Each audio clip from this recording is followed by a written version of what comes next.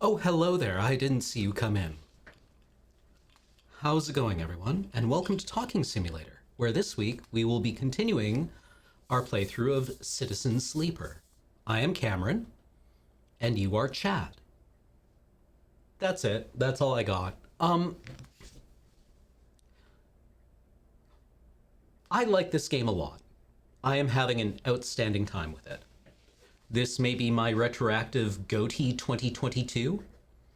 Um, why though? This is like the lead developer has talked a lot about drawing inspiration from a book called The Mushroom at the End of the World, which is a look at people who harvest mushrooms, a particular kind of Japanese mushroom in the Pacific Northwest of the United States. And because of the way that mushroom grows, I talked about this last week, so if you were here last week, this is nothing new to you. The way that mushroom grows, because only grows wild, it can't be cultivated, and the knowledge about where to find it is very carefully guarded. It resists capitalist exploitation, right? You can't cultivate it, and you can't just employ the people who forage for it, because who knows what kind of return you're going to get on that. And you can feel that in this game, right? That thought process of what are structures that resist capitalism, how do they look, and what are the extrapolations of them? It's here, right? In this game, you are playing what in another science fiction universe might be called a fork. Here is called a sleeper. You are a copy of someone's personality uploaded into a robot body, and you have escaped. You are told that, while this happens, your meat body is property of the corporation that has done this. But you, in your robot body, have been like, this sucks, I'm fleeing, and you wind up on a space station, being pursued, presumably by yourself, and trying to make your way as you seek for ways of maintaining and feeding this body of yours that is desperate to collapse because it's not your property. Beowulf Eclipse Phase is getting one step closer to being on Dice Friends. Yeah, always. I need to really sit down with that game's dice system and figure out. Last time I looked, it was using a percentile system or something a lot like a percentile system, and I find those systems not great. Eclipse Phase is a tabletop role-playing game. You can Google it. It's not strictly relevant here, but it is good. It is interesting. It's compelling.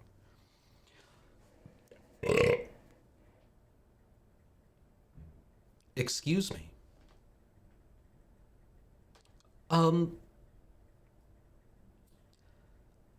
What has happened? We are learning a bit about this space station in that it's a gold rush town.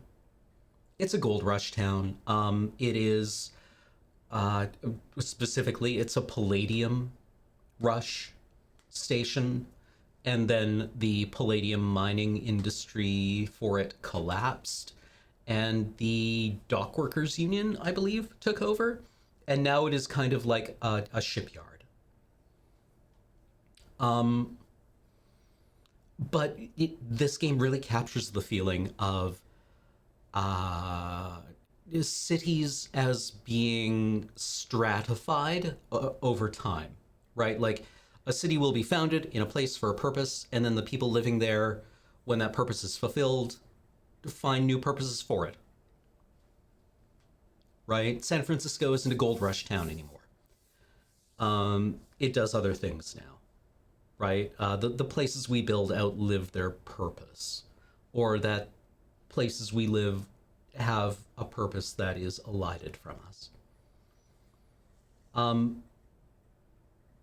Shall we get to it? I think we can probably just get to it. Again, apologies. Again, I haven't mentioned this yet. Apologies if the lighting is a bit sketchy. The lights in the studio uh, give me illnesses. I have a lot of light sensitivity recently. I'm not quite sure why, but I'm going to keep them off. So if I look a bit dark, that is why. But it doesn't appear to be affecting the chroma meaningfully, at least not that badly.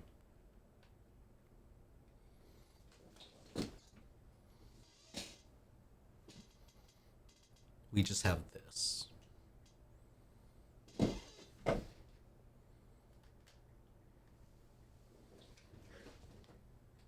Better. And I'm going to maneuver this chair into the place where it is counterintuitively not in shot. This is comedy gold. Comedy gold, folks.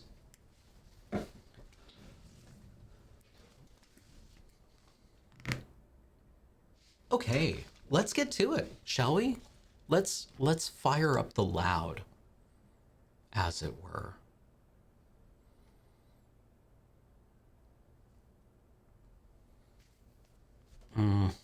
That actually looks terrible. I think I might just have to suck it up.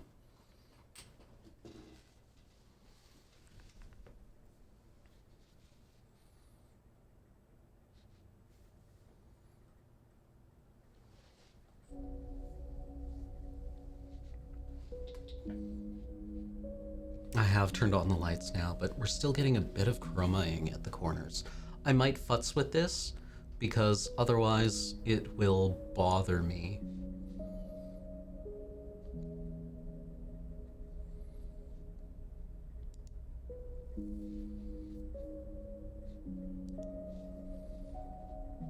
But the soundtrack for this game is gorgeous, by the way.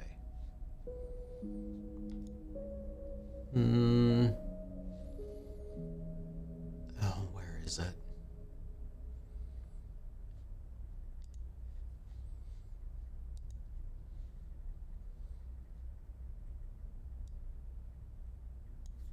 There.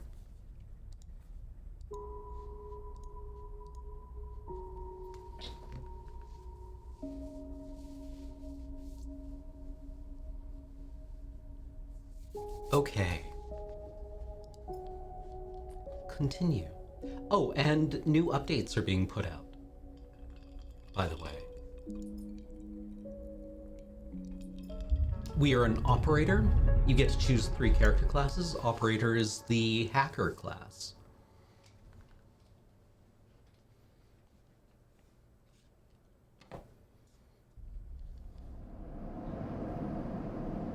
Okay, so the core mechanic is every day we wake up and we roll a number of 6-sided dice. That number is determined by our energy level, which is our food. And I forget what this stat is called, but this is the decay of our robot body, or our synthetic body, I should say. And this can be replenished when we get more of the drug from our street doctor. Our condition. Thank you, Alex. They are Alex. But we've got 1 upgrade point to spend. We could get rid of our endure penalty, or we could save up a point and get another perk. So the mechanic is that you roll these dice, you can assign the dice to a skill test, and then that skill test is modified by a relevant skill. Right, so our endure, which is strength or strength of will, has a penalty. Our interface, which is our ability to use our computers, has a bonus, and we've also put points into intuit, which is our intuition.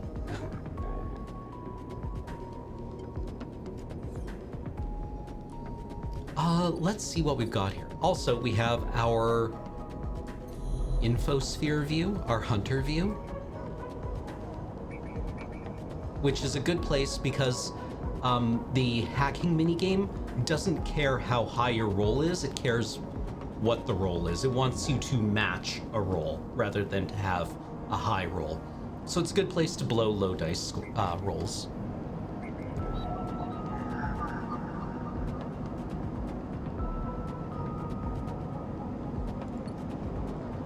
So we can match that with a 2 or a 3. We've got a 3. So we could do that. What are we hoping to get done today?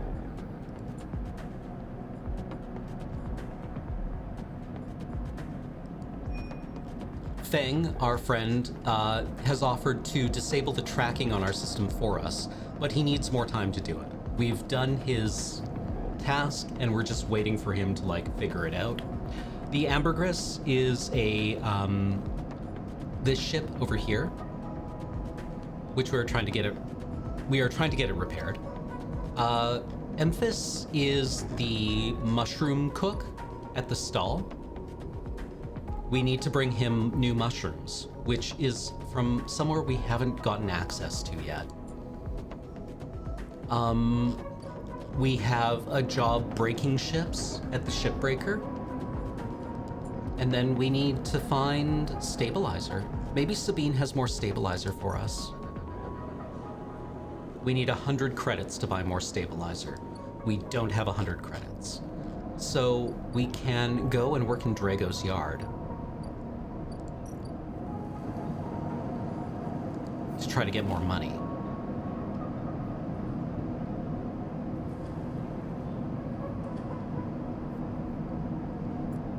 It won't pay, but you may find answers.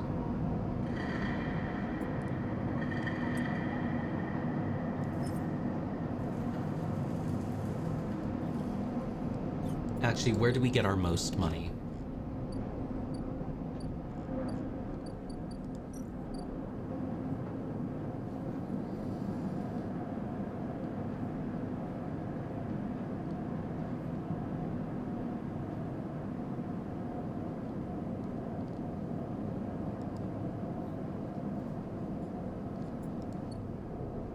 We definitely need more money. We can also work in the bar.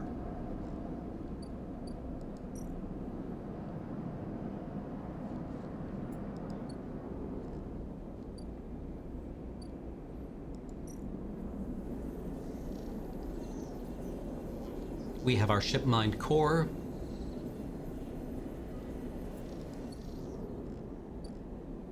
I think I might have bricked us in that we are just so short of money.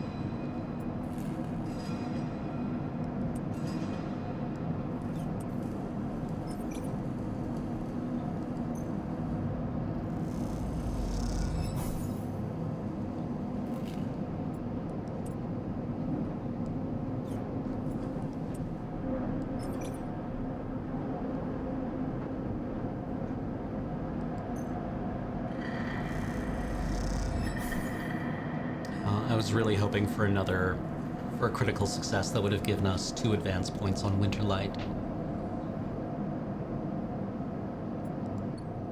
Alright, well that's it for today. We can do no more things once we have used up all of our die rolls.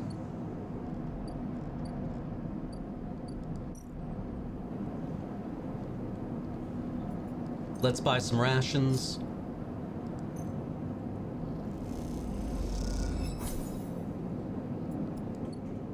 And then hit the hay. Looks like whatever it is tomorrow, we're going to get a visit. Maybe this game ends now.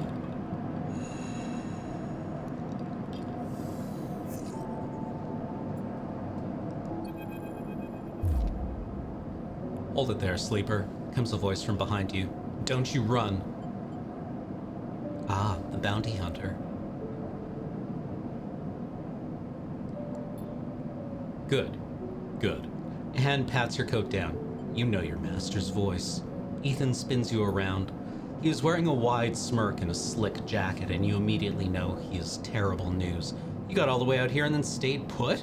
He laughs a cruel laugh. That a sleeper thing? You're my first. You barely hear him. You've noticed the handgun he has leveled at your chest, and it's hard to take your eyes off of it. He reaches down with his other hand and ships some kind of ring out from a belt loop without taking his eyes off you. Make it to the eye, though. That's pretty good. This place isn't so bad. Markets, bars, people. I pull most of my contracts out of asteroid caves or off godforsaken moons. He splits the ring into two perfect circles. It's hard to hit civilization when there's so much space to pass through. He reaches over to slide the metal rings around your wrist. Go easy. Make a break for it? You see a chance the moment his eyes leave you to watch the rings. You spin, knocking him away and sprinting down the corridor. Then a shot rings out, echoing off the metal so loud it hurts your ears. A bullet hole smokes in the wall beside your head. You freeze and Ethan closes the gap. This is a very boring routine. Trust me, I've seen it all before. He slips the rings over your trembling wrists. Ethan nudges for you to start walking. To the ship and home, he whistles. Going easy. You stumble down the corridor, your hands behind you, your mind racing.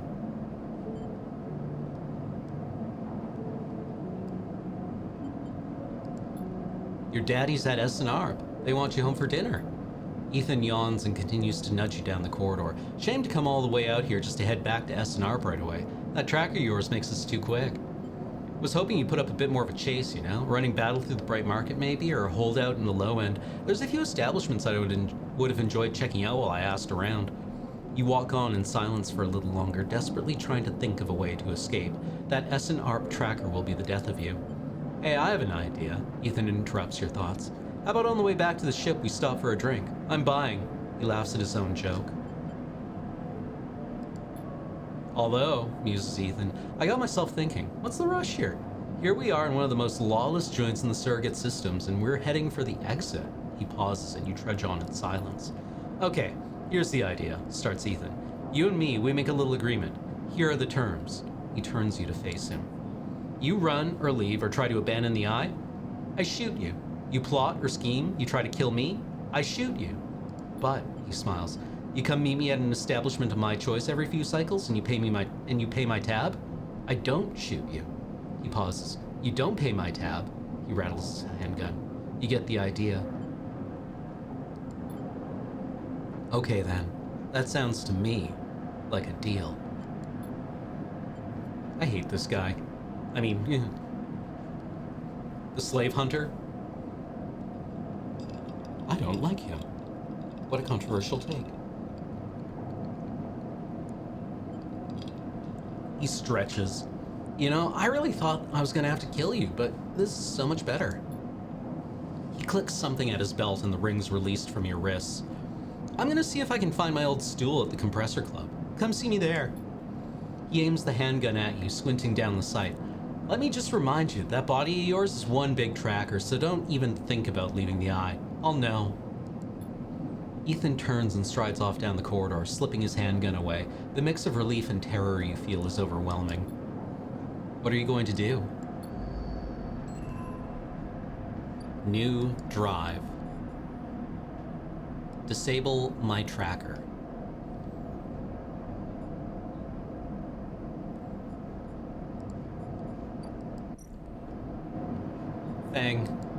Fang, buddy. Fang.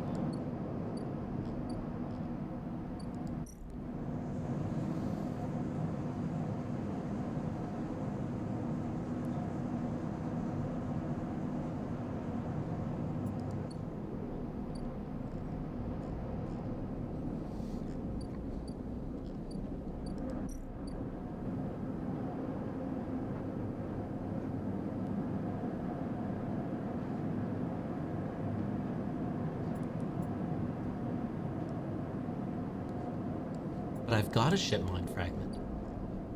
I can give you a ship mind fragment.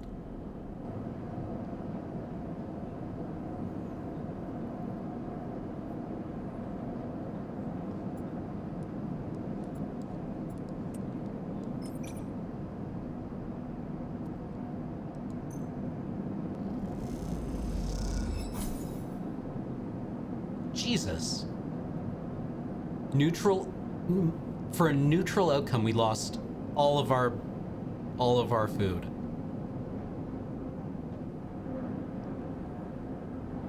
Cool.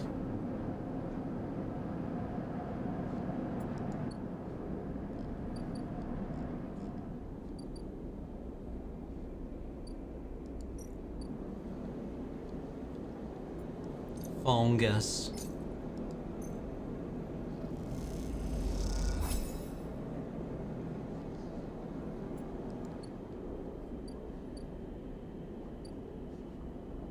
We need money.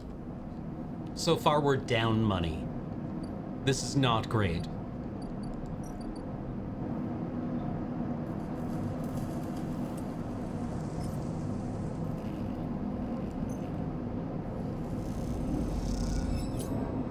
Oh my god.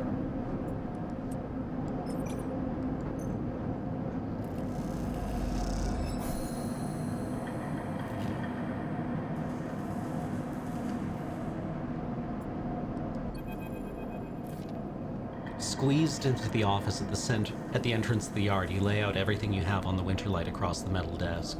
Your makeshift forensic notes glow on Drago's old writing slate, overlapping lines and scrawled annotations. A set of drones scans the small terminal with a spectrum of colors, a heat map of damage and decay. A crumpled printout from the office's ship registry lies beside them, synthetic paper so thin it is almost transparent.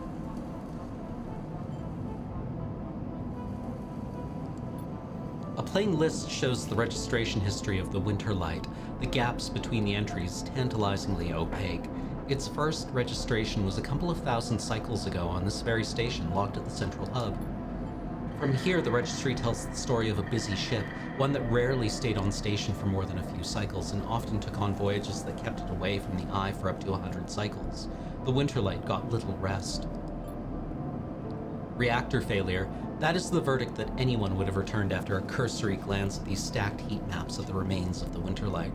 On the terminal screen, the ship is shown in section, blotches of color marking the approximate damage the ship sustained. Dominating the view is a single, blood-red rose radiating from the ship's fraction drive. A simple story, a catastrophic failure of the drive core leading to a fatal hull breach, a well-documented failure, likely brought on by wear or misuse. But you aren't looking at the rose of the reactor. You are looking at a smaller, paler mark, one that might be easy to miss at first glance. It is thumbprint-sized and delicately placed over the control servos for the ship's main external airlock. It suggests a controlled, shaped explosion, one designed to punch through the hull and allow access to the airlock from the outside. You are looking at it because it is troubling you. Your attempts at a reconstruction of the Winterlight before its fatal accident consists of a series of overlapping sketches and diagrams showing possible layouts and configurations of the gutted cutter. This was no off-the-shelf model. It was heavily modified. Parts were placed with inventive configurations, the new retrofitted into the old, handmade joints and reconditioned filters. This was someone's pride and joy, a lifetime project kept running with care and intuition. It also contained a set of hidden compartments. You missed them at first, where the hull had been thickened, the corners rounded to disguise the change, but they are there. An old ship, many cycles under its belt, carefully maintained. A reactor failure preceded by a carefully concealed external entry, a suite of hidden compartments tucked away. This was the Winterlight, and this was the story. But that's not the full story, because there's something else. It is little more than a list, a tiny chunk of data you were able to pull from the ship's systems. The main systems were fried, of course, but the Winterlight had a separate system, one tucked away in one of its hidden compartments, armored, air-walled. The list, the only recoverable piece from the whole system, is a partial inventory. It details the contents of the hidden compartments. Some of it you recognize, some of it you don't. Chipmind ROMs, shimmer, cryo chain codes, and then the final entry, passenger, sleeper. You stare at the list on the terminal and try not to think about what it was like arriving here, in the cold for so long, half frozen in the freight container. Had this sleeper been smarter, luckier? How had they convinced the Winterlight, a smuggler's ship if you ever saw one, to extract them from Essen Arp? Luckier. You laugh. There had been no remains found in any of the Winterlight's compartments. You had checked. They weren't so lucky, you guess. Not in the end. You hold up a vial of stabilizer to the light. This was all you could find in their compartment. A parting gift from S&R. Well, it won't go to waste now. You put it back in your pocket. The thought still bothers you, though. 2 ships carrying sleepers coming into the same yard. 2, one after another. It feels wrong. You flick back and forth between data sets on the terminal, thinking. And you see the thumbprint again, the mark of someone trying to get in. Someone who entered the Winterlight with precision and speed, and when they were done, left the reactor to clean up the rest. The thought of that person makes you shiver. Suddenly, the door office creaks open. Drago stands in the doorway, staring at the equipment and notes you have assembled. What was Drago's voice like? What voice did I give Drago? Does anyone remember what Drago's voice was? I tried Slavic. Was it Slavic?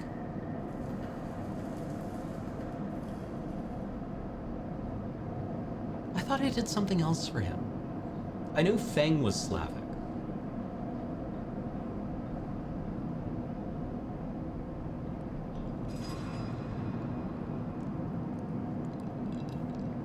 What is all this? He snatches the slate from the desk faster than you realized he could move. You're running an investigation here. What am I paying you for? The drone on his shoulder starts whining shrilly, his anger passing to it through his implants. Are you hiding something? Hiding something? I'm hiding you, goddammit, and what are you doing for me? Digging around in my business. He starts shaking his head. I know you have a lot of questions, but this isn't the way. He turns away, muttering to himself. This is the last thing I need. This ship had a sleeper in it. Who's bringing you these ships? Dragos freezes, suddenly angry. Why are you asking? You looking to get us both killed? We cut these things up, that's our part. Their part is something I don't want to know. Dragos seems to steady himself and then turns back to you, the heat map of the reactor failure reflected in his headset's glassy eyes. I've given you a place to stay, I've given you work, He stumbles over the words, unsure what to say. There's plenty others who would have sold you on, turned you in, but not me, no. I know. He softens. Look, you helped me too. He quiets the drone. I've done well by you, and you've returned the favor. He straightens up and clears his throat. But this obsession you have with the ship isn't going to work for me. I can't have you making my clients nervous. I can't have you digging up whatever it is you are after. Whatever it is you are after. He sighs. You can't work here anymore. What about the Winterlight? He reaches over and switches the monitor off. Forget about the damn ship. You have enough to keep you up. Dragos reaches across you and flicks off the terminal.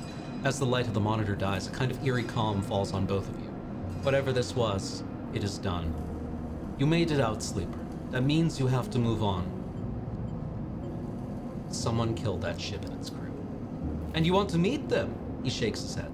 We're done here.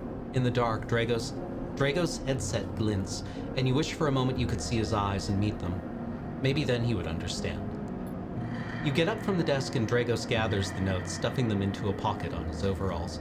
He holds the door for you, his headset as expressionless as always. You can stay in the container. I won't take that from you. Don't come back. His tone is final, definite, with an edge of disappointment. You walk out of the office and then out of the yard, not stopping to look back. You leave the yard, thumbing the vial in your pocket, knowing that this at least guarantees you a little more time. And as you walk, your mind once again drifts to that person who killed the Winterlight, and whether or not that person will come for you. All right, we have 2 upgrade points now.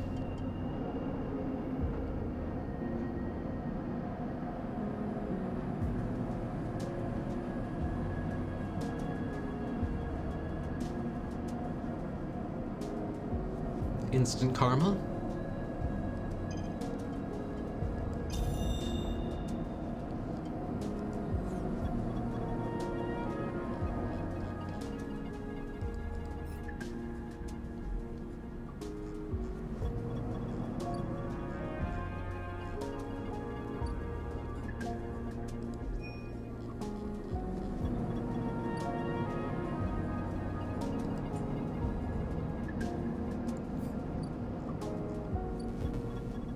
Okay, well, let's try to fix the ambergris.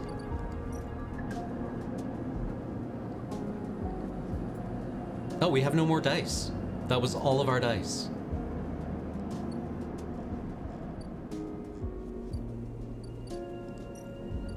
We have no more things we can do today, then.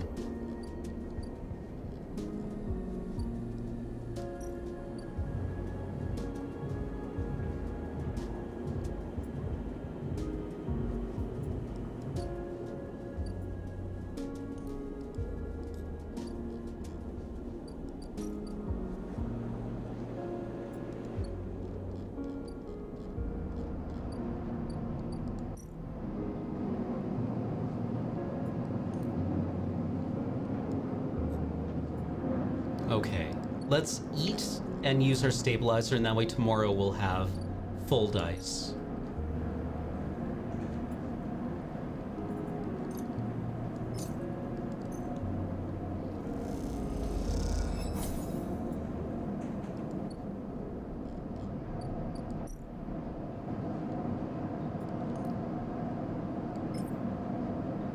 Hello, in a wet turtle.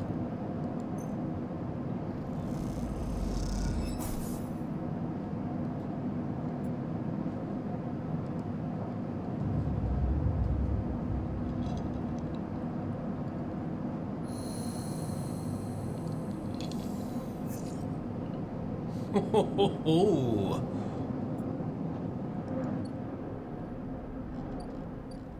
well, look at that.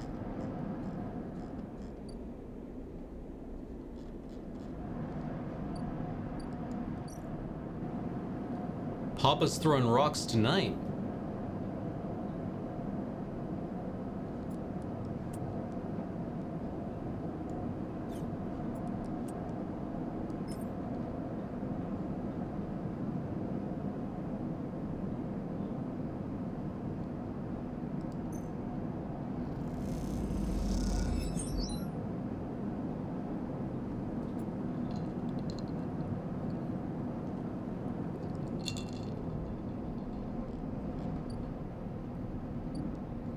Where do we go to make money?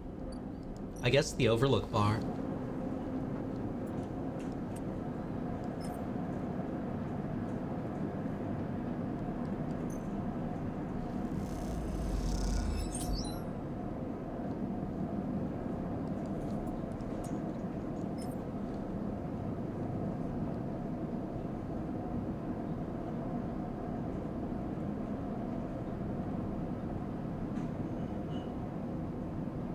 Play the stocks?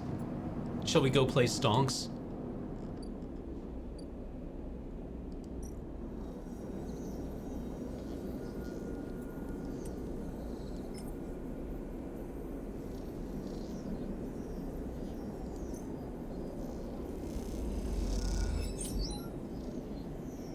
$19 cryo.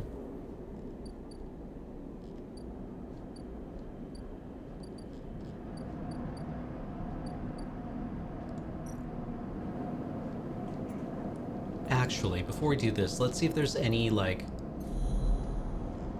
any cash to be made here. What do we got?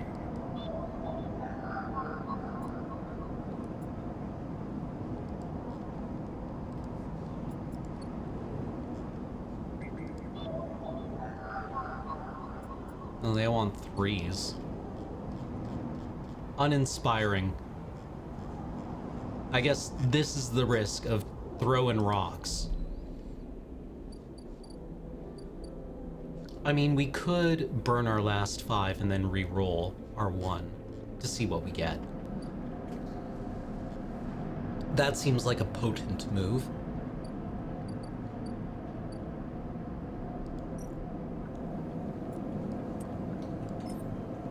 I think we make more money working the bar, though.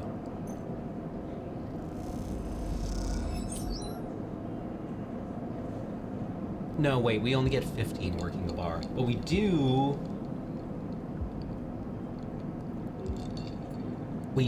learn some stuff.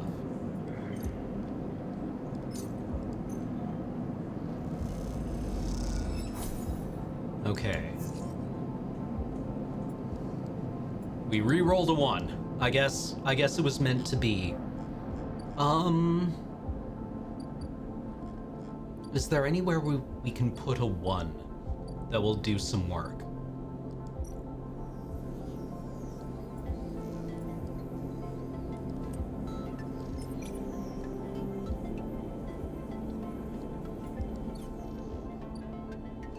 There's nothing in the network that wants a 1. They all want 2s and 3s.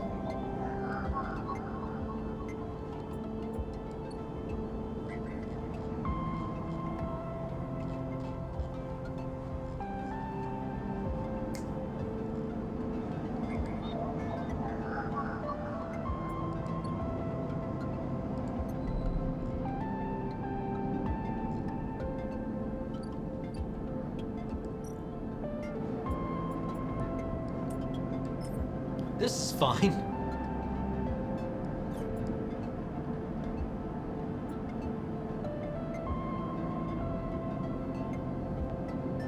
I still can't believe we punted this.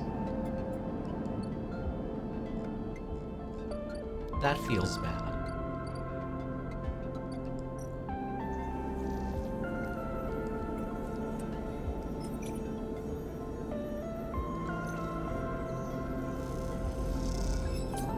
Dang it! Dang it, Bobby!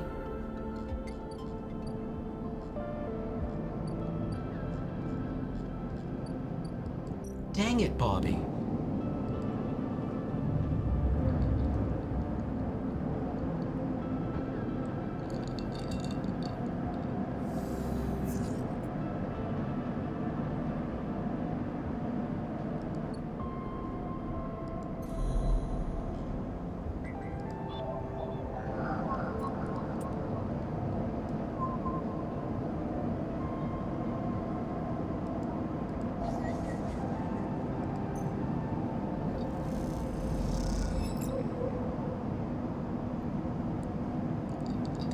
Yeah, ultimately having a 1 left for all of your tasks is something I feel many of us can relate to.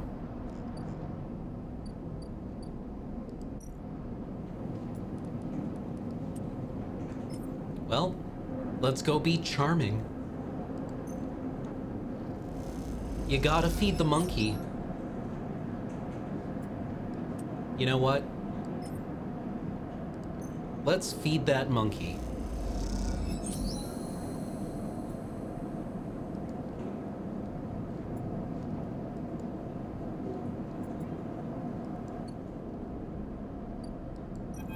And see what Tala has to send. The Girol slides from the bottle into the lumpy recycled glass, a pale grassy yellow under the overlook's warm lights. The spacer nods and takes the drink, bringing it up to their face in both hands like an offering bowl. This is the good stuff. The stuff Tala says is aged in wooden casks, stored in some closed-off part of the old station, among corroded wires and softly looping systems, though sometimes it's hard to tell if Tala is joking. Either way, you like pouring this stuff. It gets on your fingers, and if you rub them together, you can smell the mossy drink, cut through with anise seed, mushrooms, wood, as the alcohol evaporates. You like those who order it, too. The aged Girol is kept beneath the bar, open to order only by those who know it's there, like the quiet spacer sitting at the bar right now. You'll... hacker. I see you running, like... Oh, excuse me. Watch the spacer. They are far enough away that you can freely watch them as you close the bottle and tuck it beneath the bar. You call them a spacer because they bear the hallmarks, pale, back-suited, bird-boned and hunched beneath the weight of the station's spin gravity. But the closer you look, the less you see a type. Pale eyes, almost gray, but kind, delicate fingers that lightly drum the bar as if it was an instrument, a shock of black hair almost covering a forehead scar.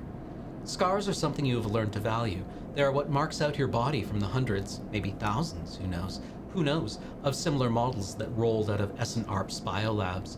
You find yourself rubbing one on your forearm, a rough little split, something that on the good days you might think of as a mark of defiance. Suddenly you hear a heavy clunking at the door. It creaks open and a huge cylindrical metal tank tumbles through, slamming to the floor. Shit, Tala breezes in from behind, a whirl of hair and bright eyes. Shit. Tala? Sleeper! She ducks behind the bar and comes over. Can you help me with this? You look at the huge metal tank suspiciously. I can't remember if I gave Tala a voice. How did you get that up?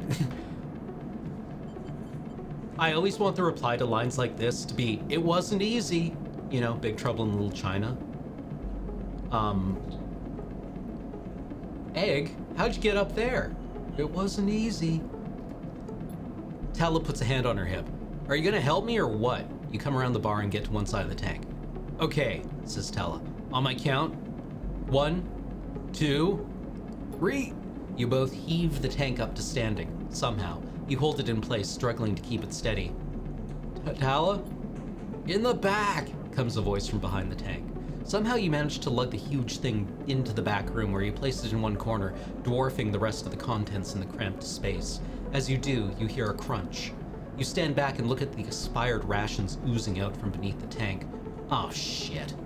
Tala looks at you apologetically. I know you like those. Oh, our cheap food. That's okay, Tala. You push the crushed rations aside to one side. Push the crushed rations to one side. That's the end of that. Tala looks exhausted and rubs her shoulders. Francis, I swear to... Something up? Yes, she sighs. He was supposed to be back from Etienne's shop in the Greenway by now. Etienne's in the Greenway by now. Back with our Giron. She leans against the tank. It seems like he's got lost again or joined the Haifa commune. We need that Giron. There's 4 other bars near here, and the spacers sure as hell don't come to the Overlook for the ambience. She looks through the open door to check if anyone can hear her. She knocks on the hollow tank. So I'm taking matters into my own hands, she smiles. Welcome, sleeper, to the Overlook Distillery.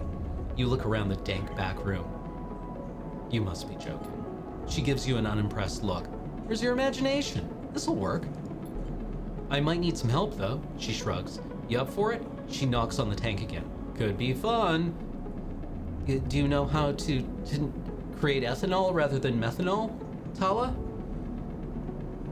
You're gonna need more brass tubing. Maybe some copper tubing. Glass tubing, maybe? Okay. She grabs you by the shoulders. I'm excited. She turns around and looks at the tank. I reckon we chop this thing in half, one half for fermentation, the other we turn into a still. We'll also need to gather the ingredients. She turns back and looks at you. You look more like a chopper than a gatherer. She smiles. So how about you build the still and tub while I work on the rest? Oh, wait, Sleeper, I have an idea. Tala is grinning now and it is making you nervous. To make up for the rations, how about we put a kitchen in here too? Will it fit? We'll make it work. She turns back to the tank. This is gonna be great, she says to herself. You look at the dented tank in the bare room. At least she has a vision. Tala nudges you out of the back room and closes the door. As you go back to the bar, you hear the banging and thumping again. The spacer finishes up their drink and nods in your direction as they leave. You can't quite tell if it's a gesture of sympathy or good luck. So much for a quiet shift. New drive.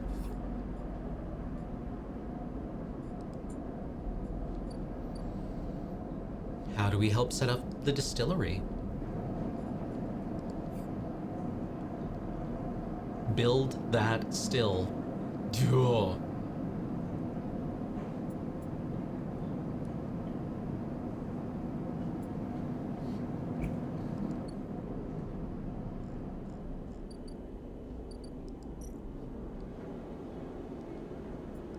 Well, we had money.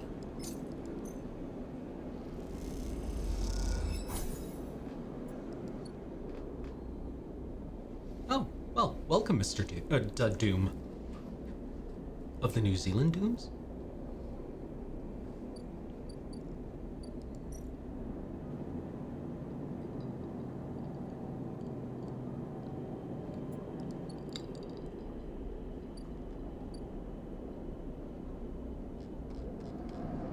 Let's get the ambergris fixed up.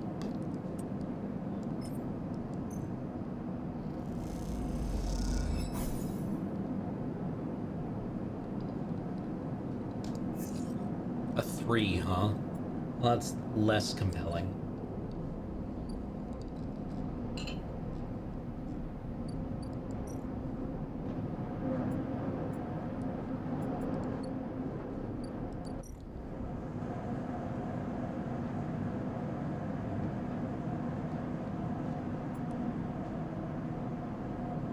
Yeah, the network wants threes. I'm concerned about Feng, though, but I don't think we have the resources to really help him. There's a Haven Age agent.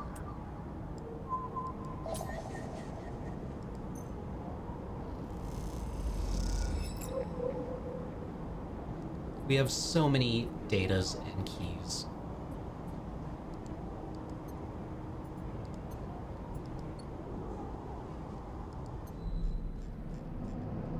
I sleep!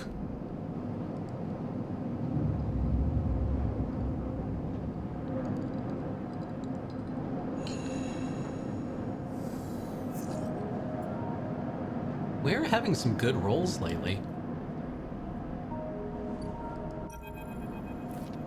It has been more than a few cycles since Fang confronted Hardin, and the silence since has been noticeable. In your time with Fang, you haven't exactly found him to be reliable, but you did expect to hear the end of whatever plan he put into action. But if he won't come to you, you think as you approach the Haven Age building, then it's time to come to him. After all, he did promise to fix your tracker, and you are getting nervous. As you approach the bay doors, you see them wide open and light pouring out of the once dark rooms.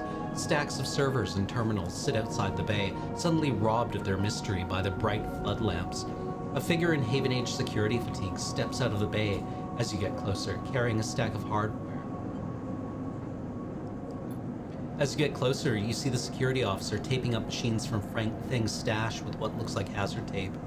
This isn't good. You again. Hardin is there, leaning beside the bay entrance so calmly that you barely noticed him. He has a slate in his hand, an inventory of seizures scrawled across it. Predictable. Further evidence of Fang's collusions. You see another security officer come out of the bay and take notice of you. Hardin. Hardin pushes away from the wall and comes closer. Don't worry, Sleeper. We have all the evidence you need. A confession won't be necessary. He gestures around at the stacks of hardware, spying on fellow Haven Age members, hoarding Solheim materials, an obsession with corporate data. It speaks for itself, does it not? Nothing to add? He looks up at the glass roof above and the stars beyond. We are the ones that provide the oxygen you are breathing, the light you are seeing, the systems you use every day to live out your cycles. This place was hard fought for, Sleeper. It took work, diplomacy, and strength to stop the Eye descending into chaos after Solheim collapsed. Not blind conviction or self-interest. You're the self-interest. It is you! More accusations. What have you achieved, Sleeper? Your entire existence is proof of your self-interest. Signing yourself over to be emulated rather than work yourself. Whether you remember it or not, you suffer from the same short-sighted perspective as the person you were copied from. You see, Sleeper, we are proud of our history here. Andre Erlin and the First Union founded this place, and Haven Age has welded his values into the station's very walls. We just never turn away the hard work. We will never turn away the hardworking, the just, the true citizens of the Eye. Haven Age aren't a gang like Yatagan. We aren't pirates like half the spacers you'll meet in the hub, or esoterics like those Haifa radicals in the Greenway. We are the backbone of this place, proud and true. We named Erlin's Eye, Sleeper. This is our station. He meets your eye. So please, take your false accusations elsewhere before I decide I need that confession after all.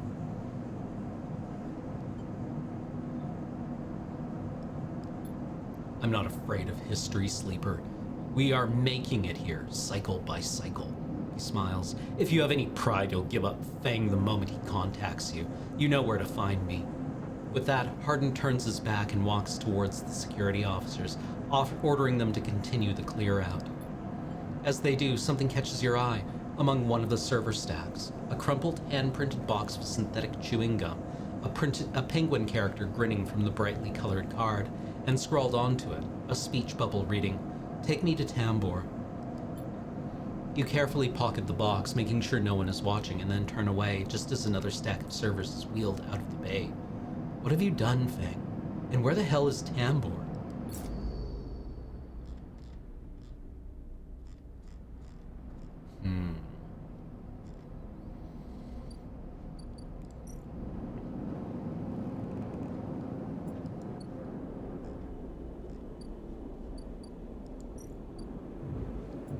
How much money are we going to need to pay Ethan's tab? Probably a shitload. Alright, build the still, I guess.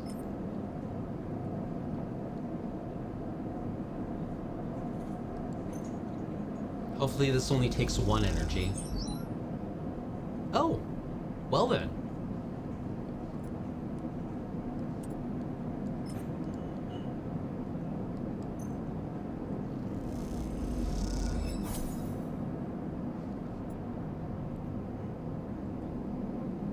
Only 13 cryo, huh?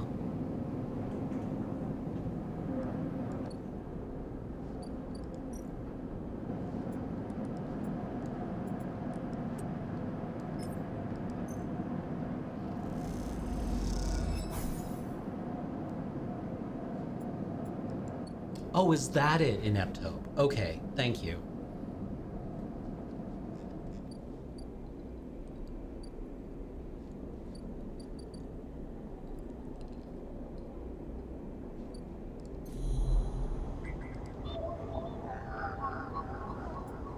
Yatagan agents want 1s or 3s. Haven Age agents want 2 or 3s.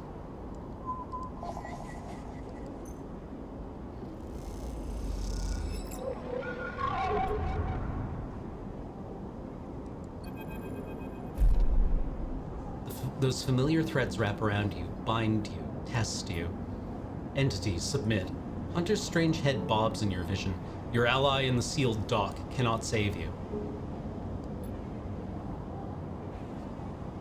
In that globed head, you see whirling strings of data, so many spinning there that they threaten to tear through the thin skin and whip out into the void around. What happened to this creature? The threads squeeze and you lose any sympathy you might have had. You must escape. You lash out once more, pushing Hunter back, severing threads that regrow as fast as they are broken. As you slip away, you realize you have to find a way to deal with Hunter once and for all. This is getting too dangerous.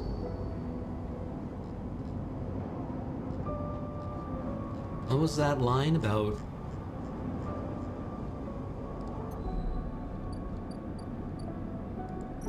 Well, let's re-roll here and see if we can make more. Another 2. Are we not doing this correctly? Or are we just having extremely bad RNG?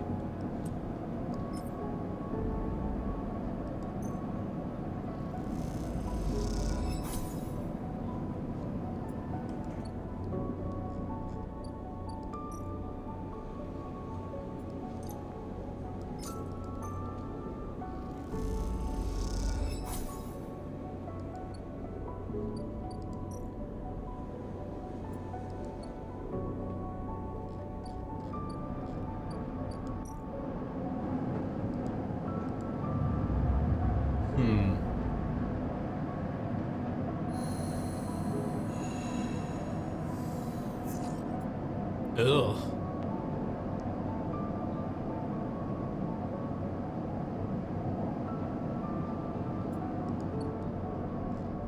Alright, how much money has this guy, like... Ethan's tab. $58. God.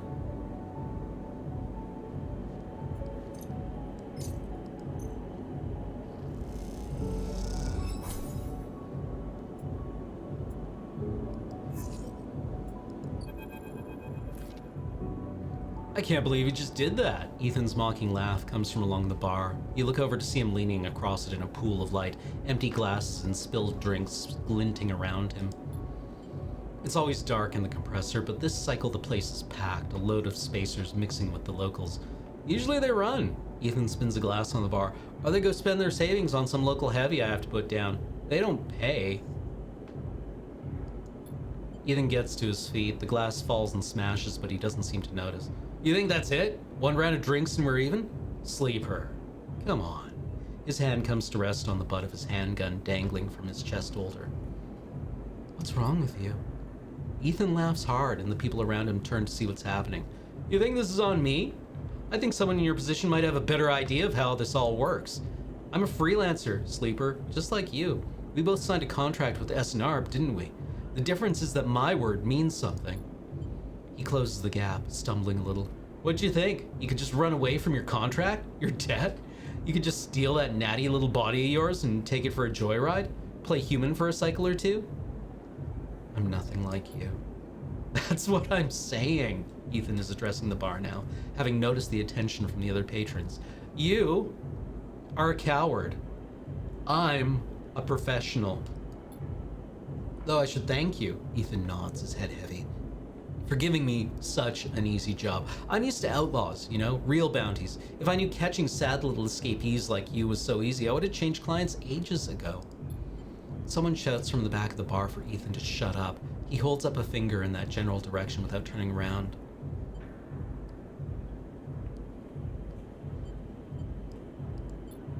Oh, I see. Toughening up here. He gestures wildly at the crowd. Thumbs up or thumbs down, folks. Most turn their backs to the drinks, no longer interested in this tired show. Ethan mutters insults as he walks back towards the bar.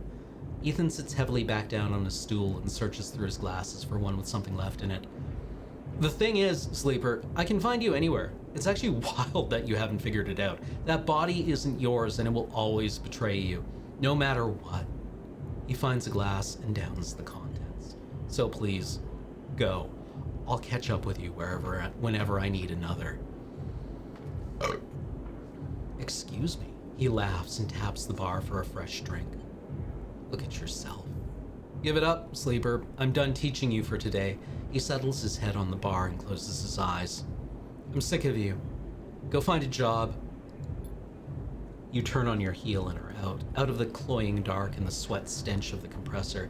You walk hard and fast down the walkway, anger driving your footfalls into the metal of the rim like hammers. 1 upgrade point. We definitely could use engineering.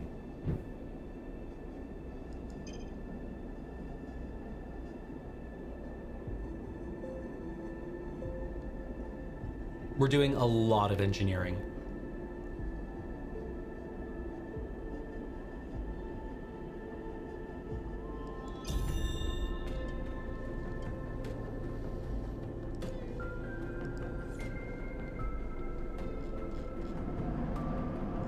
Like, so much engineering.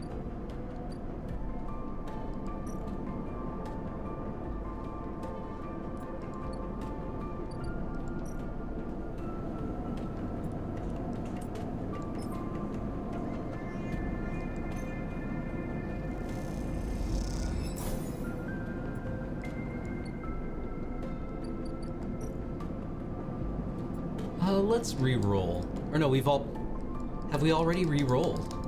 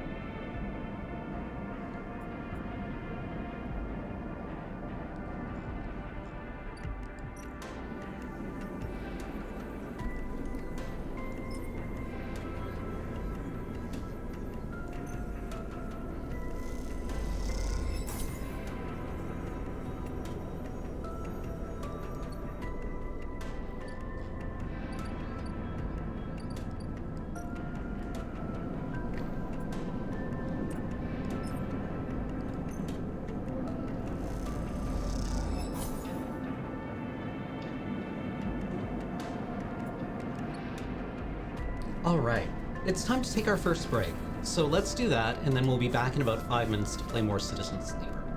How does that sound? Hopefully it sounds good. All right, see you in a little while.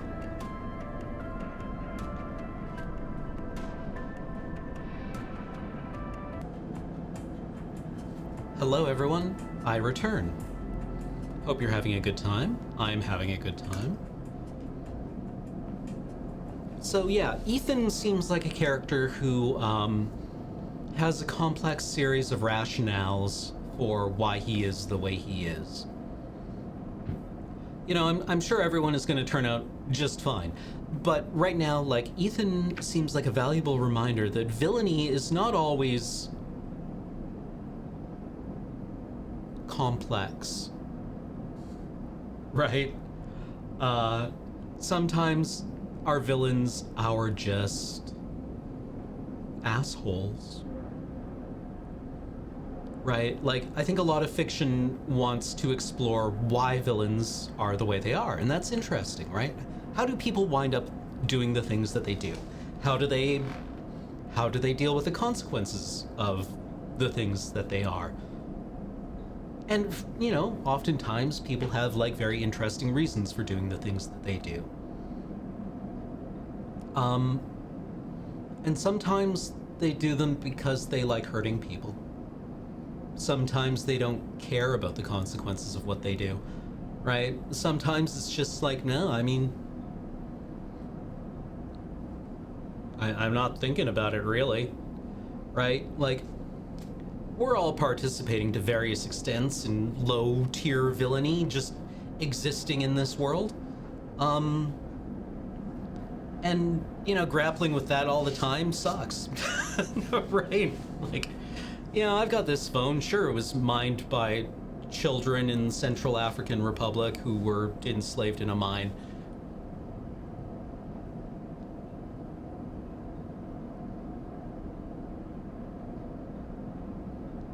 I'm eating food that was transported using fossil fuels, right? There's no ethical consumption under capitalism.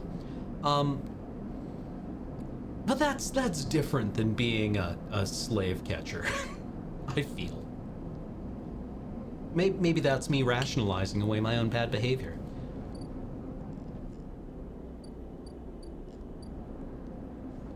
I wish we could still buy cheap rations, but instead we've just got this tax on living.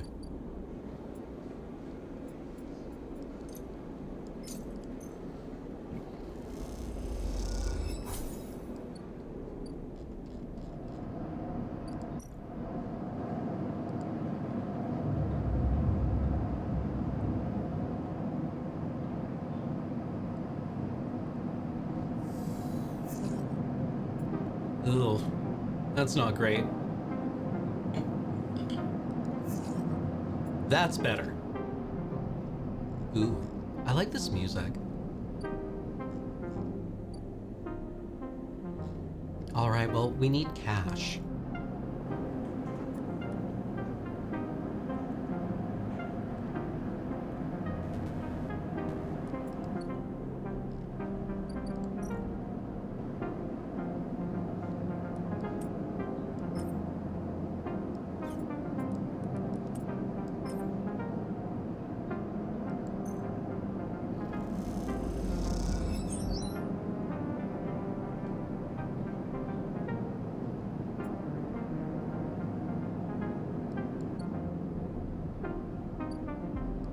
All right, Ankita, what do you got for me?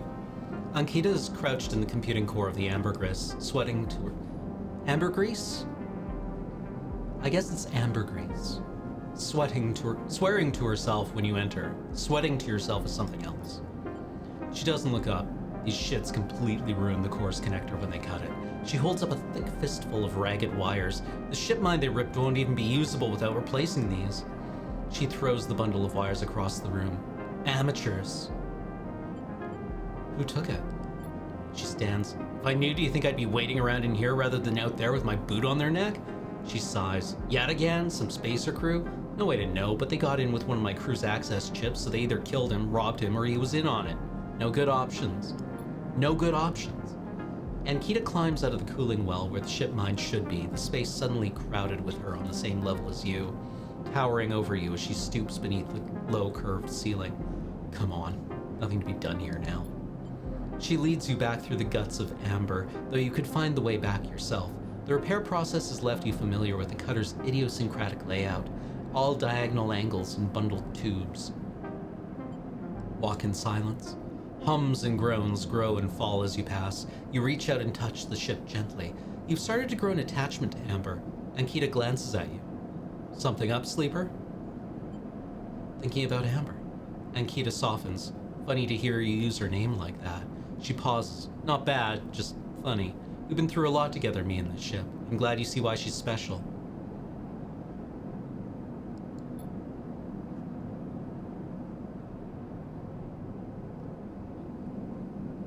Ankita seems lost in thought, and you focus on the corridors, ducking below conduits and passing through bulkheads. Eventually you arrive in the galley, though it's hard to tell. Most of the benches and prep surfaces are covered in half-stripped components and welded hull patches. Ankita shoves a box of filters to the floor and sits. I mean, this is kind of interesting, right? Like, Ankita and Ethan. Ethan's a bounty hunter. Ankita's a mercenary. They're both people who are paid to hurt people. Right?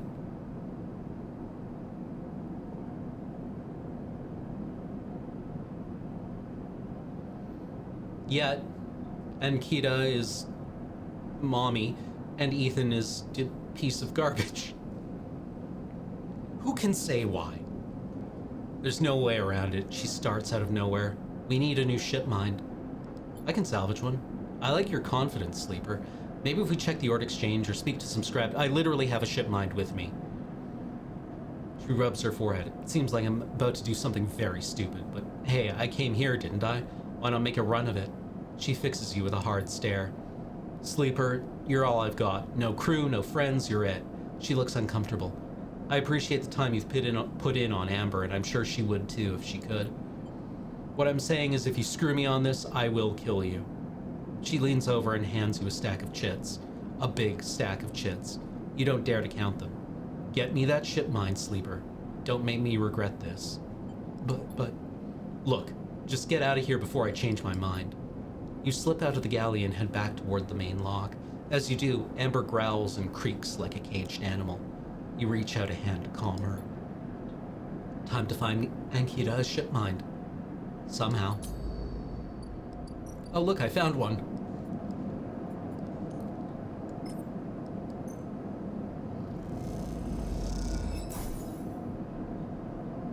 You drop the huge cylinder onto the mess table. Ankita can't quite hide her excitement. Oh. Wait. Oh, we should have used our point before then to give ourselves another point of engineering. You drop the shipmine core onto the galley table with an emphatic bang. Ankita spins around from where she's been poring over some documents on her slate. Holy shit, Sleeper, did you actually land a shipmine? She rushes over and hefts the huge cylinder, turning it back and forth. Well, shit. It might actually work. She smiles wider than you've ever seen. Where did you get it? Built it. Built it? Well, you were full of surprises. Ankita bangs on the galley wall. Hear that, Amber? The Sleeper got you a new ship mind. The sound echoes down the ship's passages. You have to admit, being in a small space with Ankita when she's excited like this is a little intimidating. Sweats.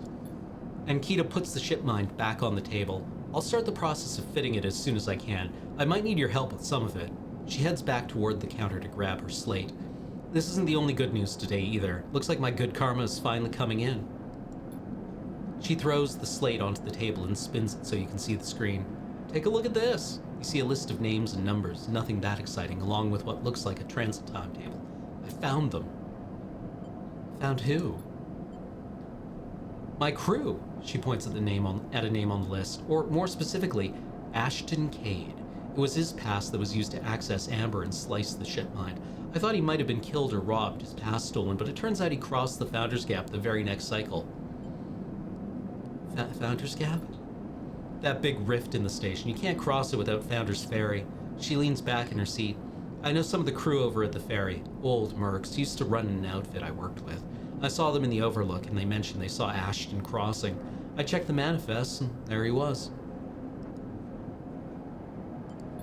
Looks suspicious. He hasn't said a word since the theft, and anyone wanting to hide out might head to the Greenway and go to ground. She flexes. You won't get far, though. There's no real docks out there, only a couple of jetties in the waste. So, what now? Now I fit the ship mind. That's the first priority. She pauses. But maybe you could help me out. Sure, how?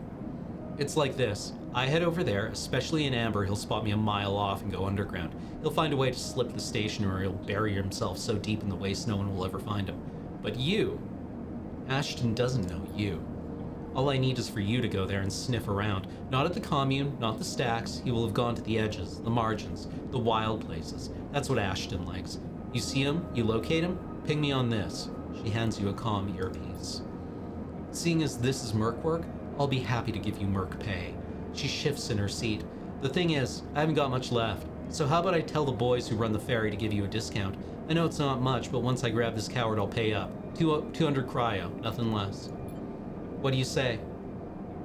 She meets your eye. Yes. She gives you a heavy whack on the shoulder. Good. I owe you. She lifts the ship mind up on her shoulder with worrying ease. I'm gonna go get this fitted into Amber's core. You get any info, any sense of where Ashton is hiding, let me know. She goes to turn and then stops. And once again, Sleeper, thank you. I appreciate it. Ankita stomps off into the guts of Amber with the ship mind, leaving you in the galley. You glance around, a sudden nervous energy descending at what is to come. You never thought you'd get work as a mercenary, but then again, it seems like the eye is full of surprises.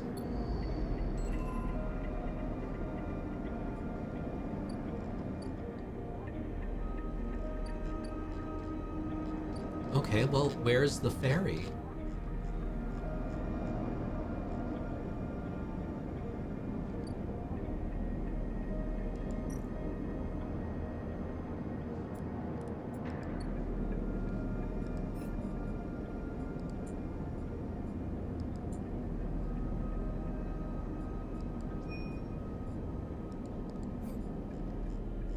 Oh, it's past low end?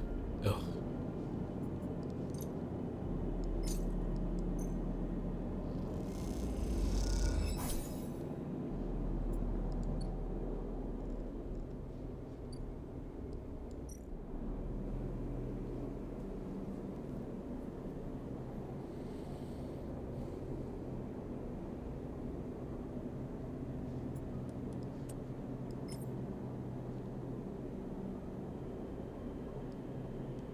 I can just get energy? Nice.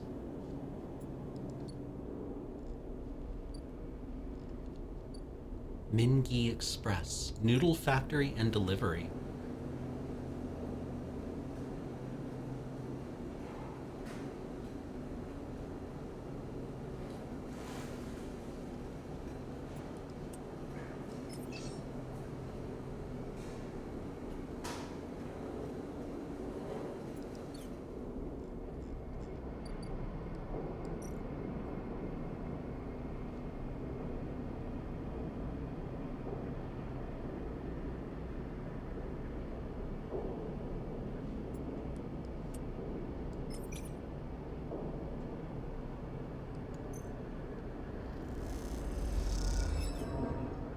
Ow!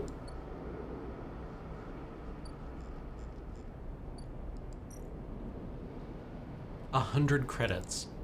Bummer. Okay, well, back to bed.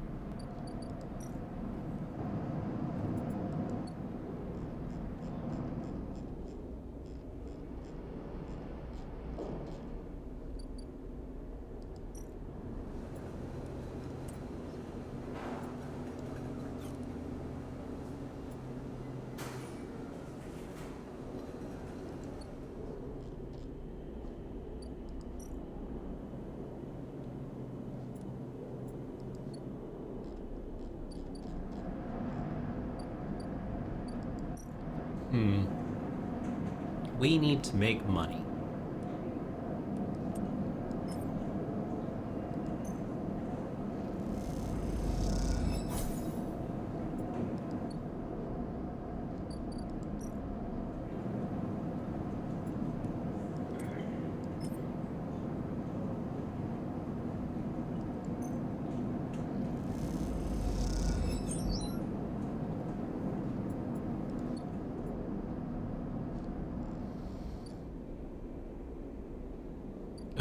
She's gonna want more money soon.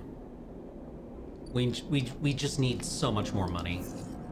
Oh, well then. Well, let's build up our reputation in low end.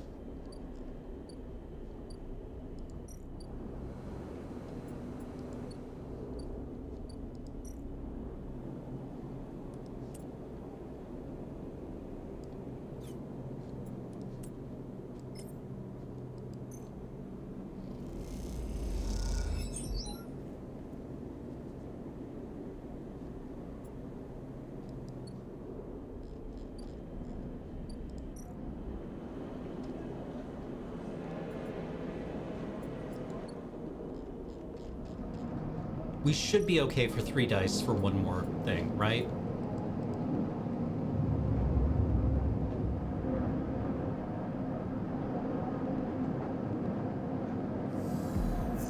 Oh no. Oh no.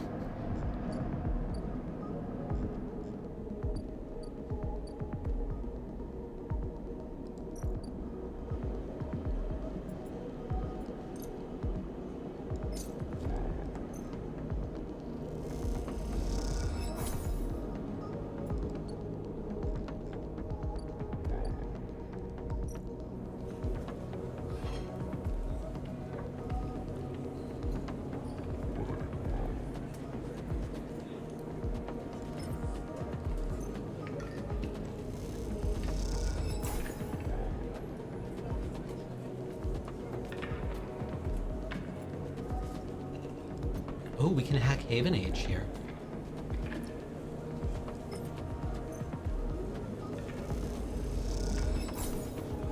Ten cryo.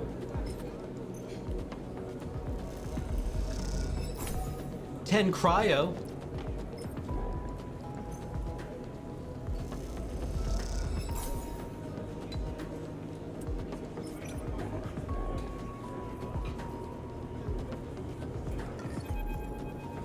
Don't sell it all at once. Uh-oh. A hand falls on your shoulder. Fang! Sleeper! Fang hisses at you from behind. How did you find me? The penguin? What are you?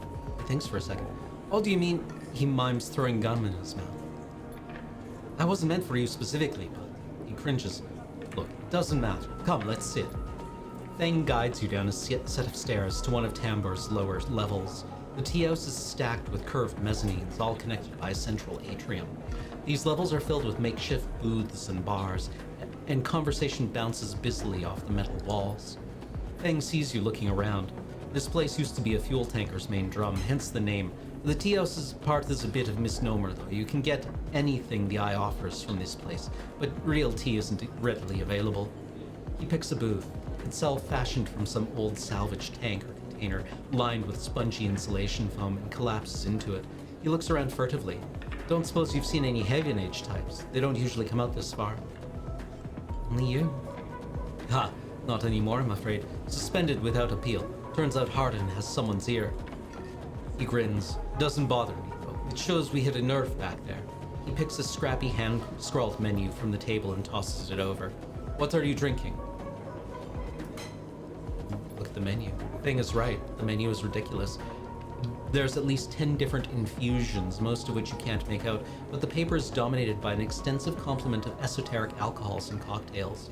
Black tea is listed without a price as a seasonal speciality. So you ran into Hardin. Was he pissed? Thing doesn't wait for an answer. That snake is so self-righteous he might actually believe that Erlen would approve of his meritocratic bullshit. He taps on the table. If Haven Age was like it should be, like it was founded to be, they would have shouted him down at any council meeting he dared mention the true citizens. He sighs. But I guess he's kind of run the place now. A young woman with a vine tattoo snaking up her arm turns up the booth, a slate in hand. Your order? You skim the menu, your eyes glazing over. Time to pick something.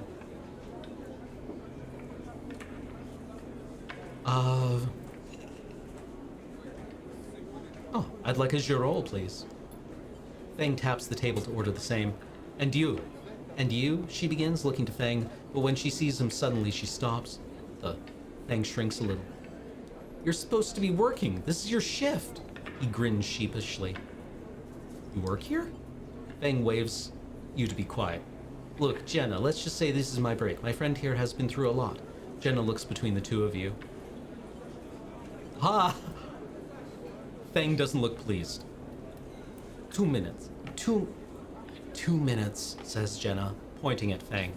And only because I don't want to get dragged into whatever this is. She gestures at the table and walks off. What? Fang stretches out in the booth. You know how it is, we all have to eat. Plus, he leans in.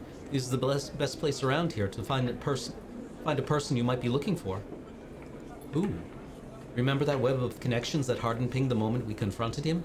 Those are his collaborators.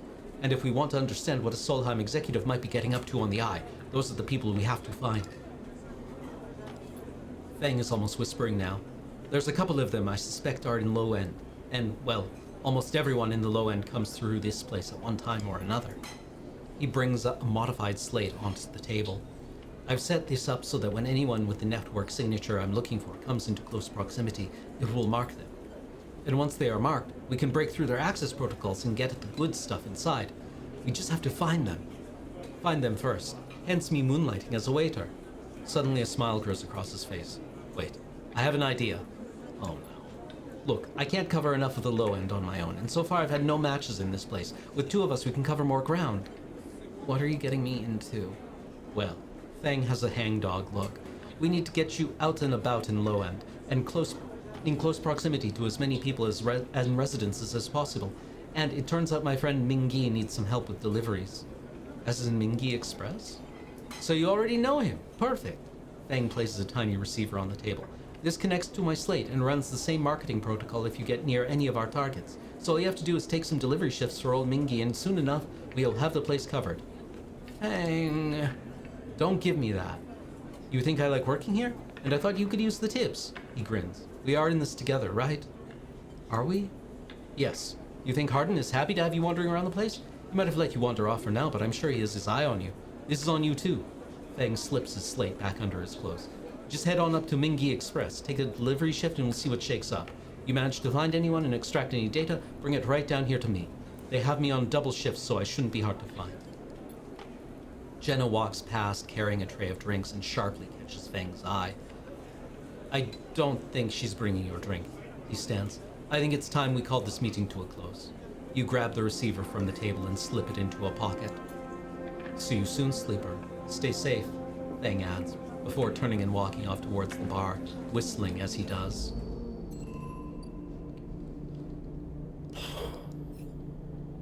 Find Ashton.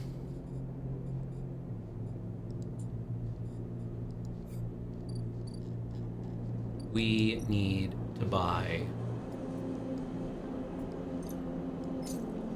stabilizer.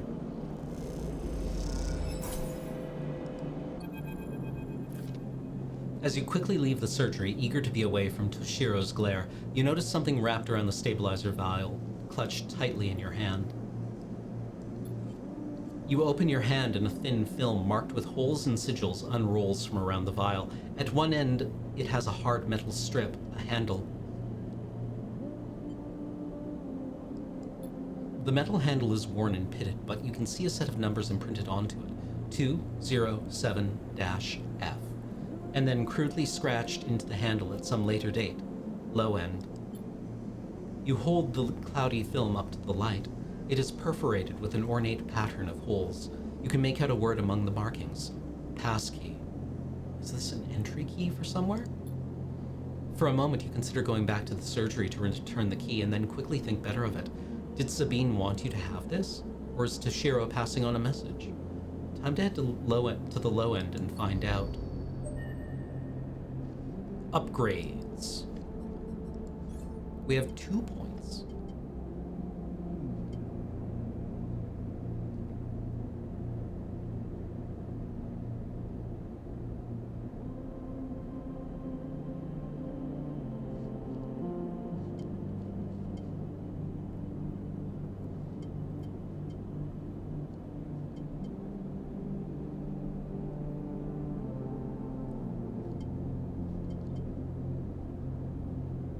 Ooh, scrap components at home to repair condition sounds good, considering how much condition costs.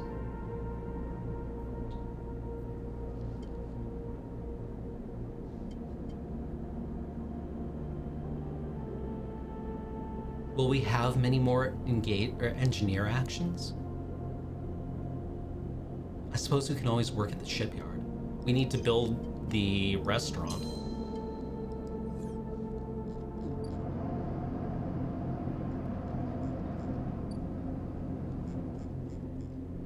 Low end, huh? 207-F.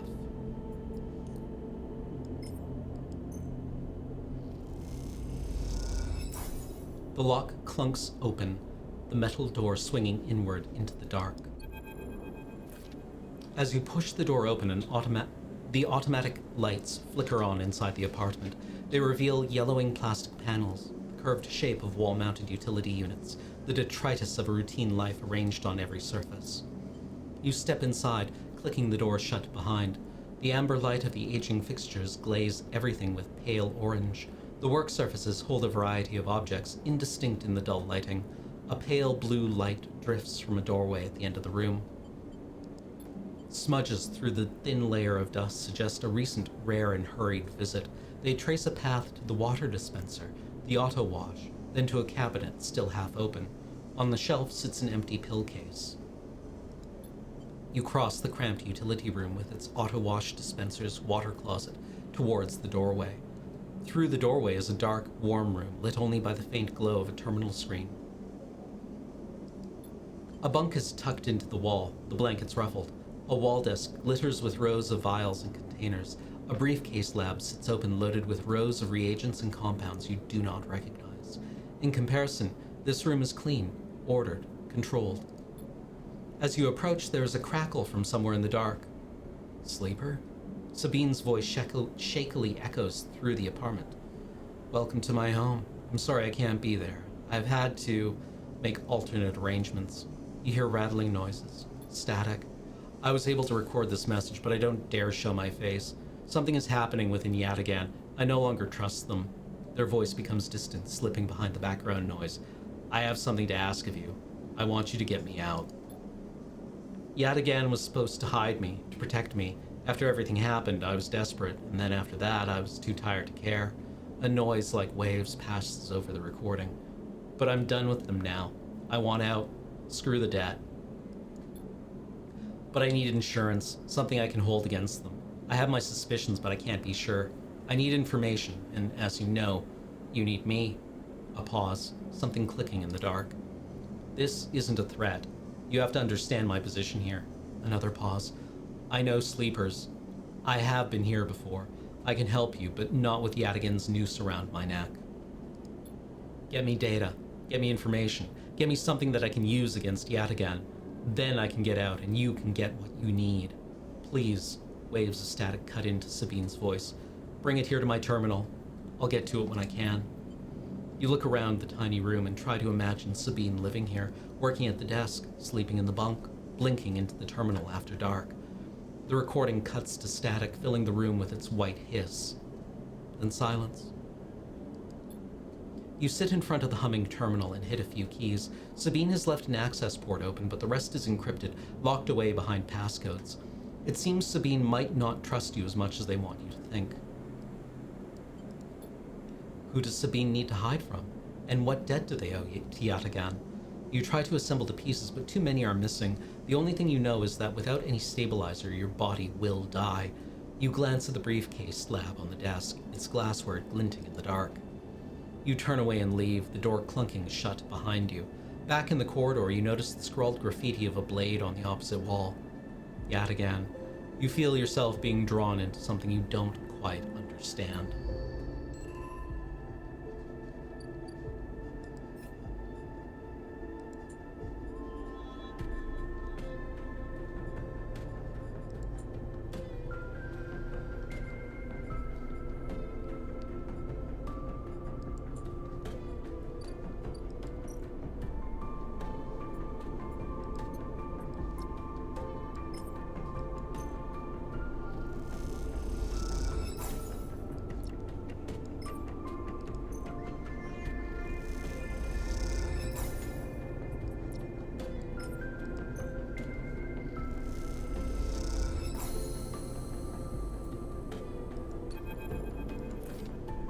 you turn away from the terminal, the final cache of Yatigan data uploaded, the air crackles with white noise. Sleeper? Sabine's voice, weaker than before, comes through the haze. Sabine? A sigh of relief comes through the layers of noise. The call must be coming in from somewhere on the station. This has to be short. I don't know if Yatigan are monitoring me. Their voice is hushed, distant. You try to focus on it. The data you've been bringing in from Yatigan agents. There's something in it I don't understand. A shrill howl rattles through the signal. This data is all gleaned from their implants, records of interrogations with their nervous systems, performance analysis, error rates, usage data. I installed many of these implants, and I didn't enable any of this functionality. Their voice dips under the level of the noise like a swimmer slipping beneath the water. You listen to the waves for a few seconds before Sabine reemerges. Has to be somehow baked into their wetware's interface, and that's not all. The systems compiling this data are connected to some kind of transmission protocol. It's being broadcast. Every Yatigan enforcer is equipped with black market implants, retinal enhancements, adrenaline boosters, pain suppressors. These implants are gathering data on themselves, on the enforcers' bodies, on their performance. But I can promise you these foot soldiers have no idea this is going on. The background tone switches, dropping to a grainy rumble. If they knew, I don't imagine they would be happy with the situation. Yatigan could have a mutiny on their hands. You lean toward the terminal, straining to listen to Sabine's faint voice.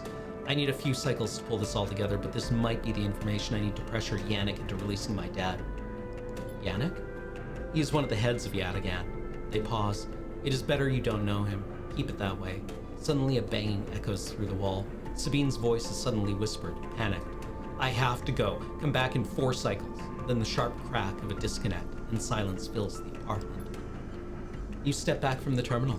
What does Yatigan have to gain from monitoring its own members? You try to recall what you know about the gang, but you have little to go on. You think of Toshiro, Sabine's minder, his mirrored teardrop implant set below hard eyes. What data could they be gathering? And more importantly, where are they sending it? You reflexively rub your forehead, trying to think, can you really trust Sabine?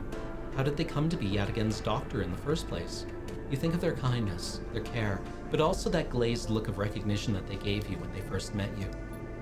That look stays in your mind as you slip back out of the apartment, glancing around as you close it up and drift into the corridors of the station, unable to shake the unpleasant sensation of being observed.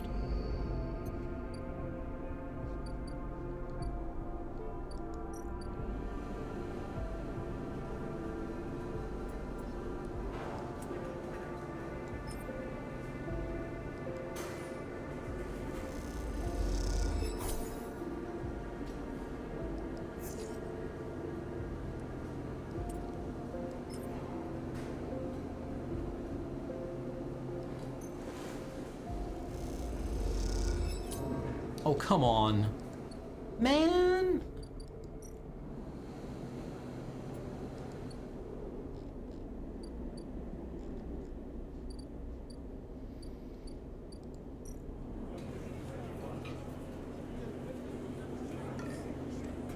I don't want to use all my Haven H data, I was told. Well, I guess we're spending my money.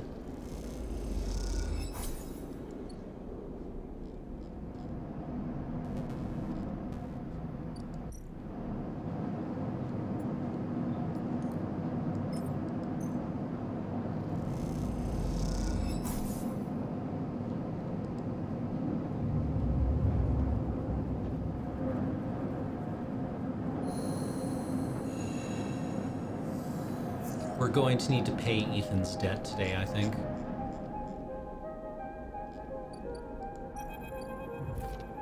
The compressor is quiet today.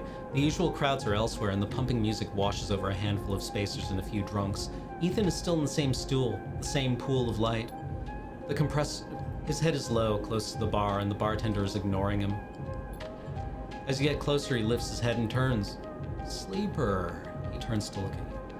Time to pay up again, is it? He gestures to the bartender. Come here. Take their chits. No more, Ethan. Ethan doesn't even look at you. He props his elbows on the bar and holds his head. Sleeper. It's been a long cycle. Enough. Ethan lets out a long sigh. He rapidly rubs his eyes with his palms. You're right, he says quietly. This isn't fun anymore. He reaches towards his holster. His elbow slips and the gun tumbles out. It clatters on the bar and falls towards the floor, bouncing between the ground and you. Both you and the bartender look at the gun, stare at it.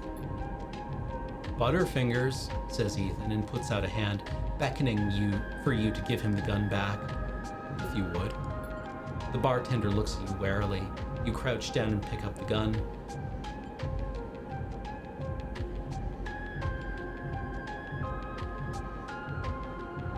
This bartender is gonna total us.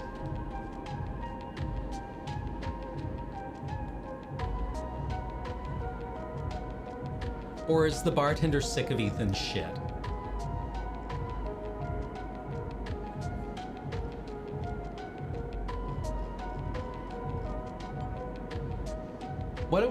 What if, screw this guy. I mean, yeah, this does feel like a trap.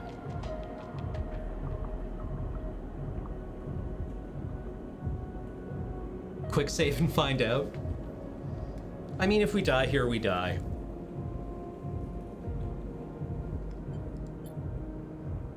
Ethan turns his head in your direction a little, a sharp, pale eye locking with yours. The bartender backs away.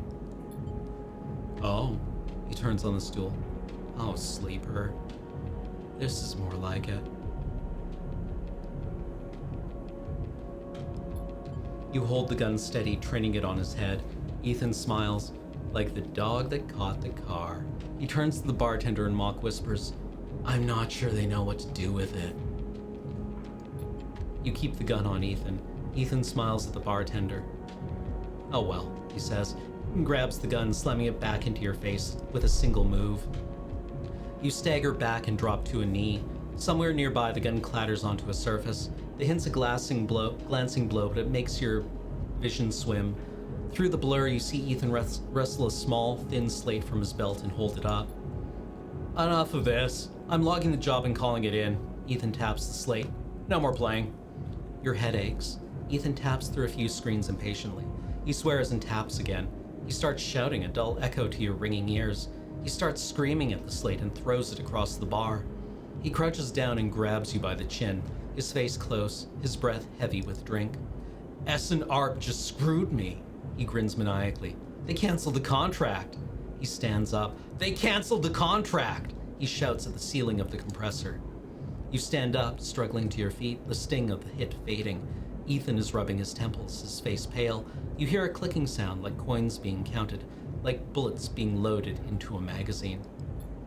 When you shake off the last of the blur, the bartender has Ethan's pistol trained on Ethan's head. Ethan stumbles back towards the middle of the room, all eyes trained on him. "I'll kill all of you!" he screams. He stumbles into the wall, spinning away towards the door. "I'll be back for that," he shouts to the bartender, and lunges out of the compressor. You steady yourself on the bar and catch your breath. The rumble of conversation returns. The bartender goes to say something, but then thinks better of it and begins to clean the bar. After a while, you wander out into the light of the bright market, looking for Ethan around every corner. Yeah, gun is empty.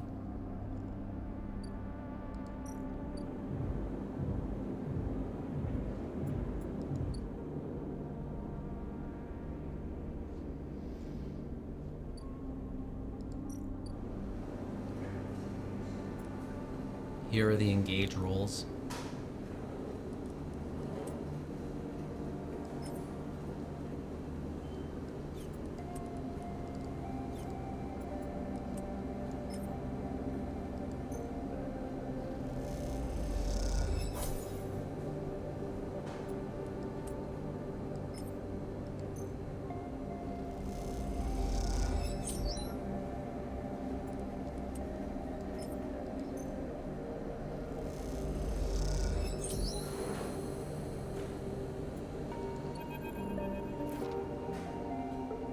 Sleeper! You see Feng come up the corridor as you step out of Mingyi's, the kelp noodle smell still clinging to your clothes. He comes up fast and stops close, looking around suspiciously. "I don't have long. Take these." Feng palms you a couple of those metal thumbnail-sized drives, ripper worms. "My slate has been buzzing like crazy. It seems your delivery shifts have turned up our 2 targets. He squeezes your shoulder. "I knew you could do it. Now we nail those snakes." What do we do? Hardin's boys are all connected by some kind of closed network. You break the access of protocols on both of them. You should be able to gain the location of the nearest network ports. Slot the Ripper worms in those ports, one each. They'll feed me anything and everything stored on Hardin's shadow network. He smiles. I can't wait to see what juicy plans they have in there. You hear the scuff of boots as a group comes up the corridor, likely on their way to place an order with Min Gi. You turn for a moment, and when you look back, Fang is already halfway down the corridor in the opposite direction. He raises a hand in farewell and is gone. You run your fingers over the tiny Ripperworm drives in your pocket and smile to yourself as you wonder how mad Jenna will be at Fang for this little excursion. Time to slot some worms.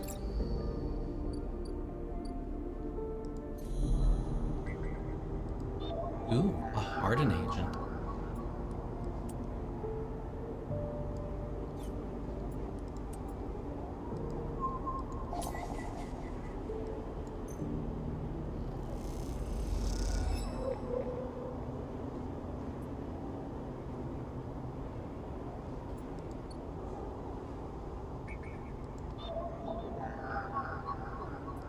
Mom's little baby loves shortening. Mama's little baby loves shortening bread. Oh!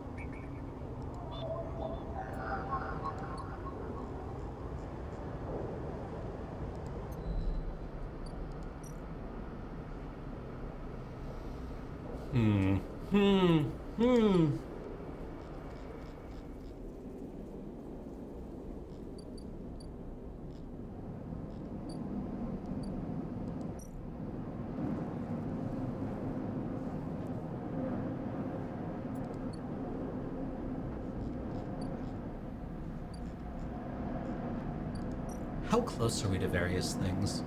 Ugh, the distillery. So much work.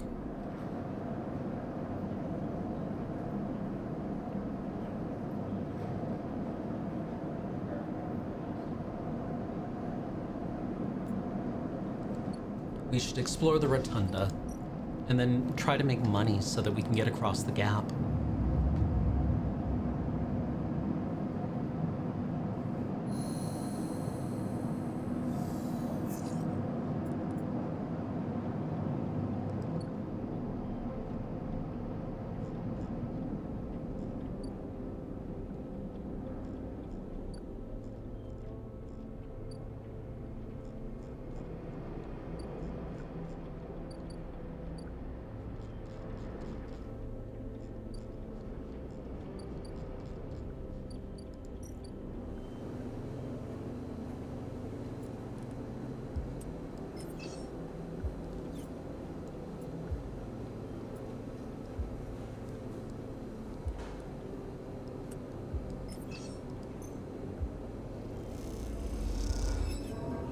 One, huh? For my best die roll?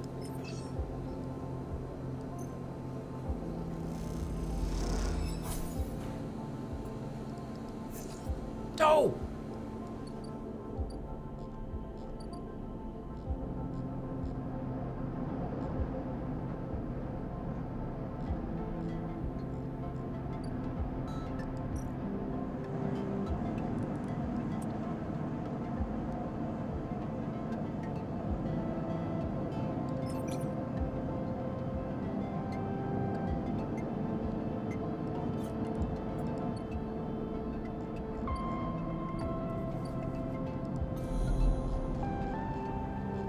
Where's Hardin's other agent?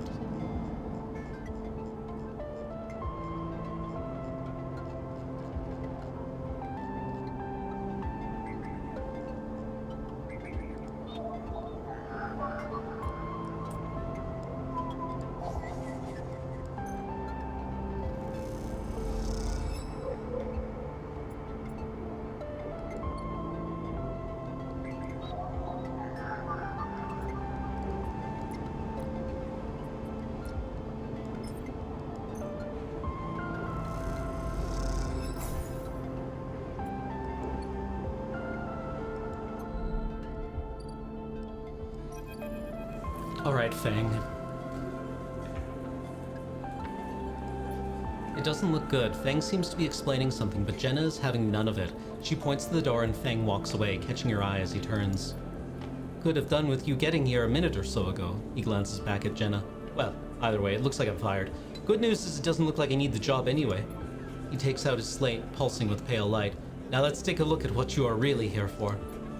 The slate is a whirring mess of code streams coming direct from the Ripper worms as they dig through the agent's data and spin it into threads for the slate to pick up. Anything good? Fang scrolls the display with a finger. A lot of junk, a lot of dull as hell message threads, a lot of tedious data caches, but Fang's eyes flash. Definitely some good stuff. He stops the screen scrolling on an entry and expands it. Check this out.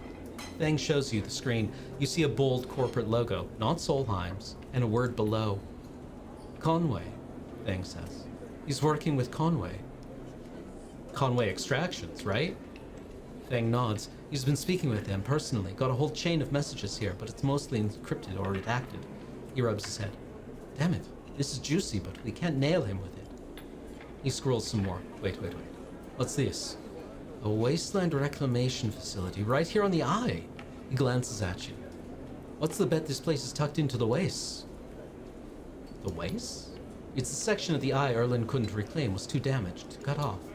Back before the collapse, people would have got there by going down the connected spoke from the hub, but that spoke's broken now, so the only way is up the long way, round the rim, past the greenway.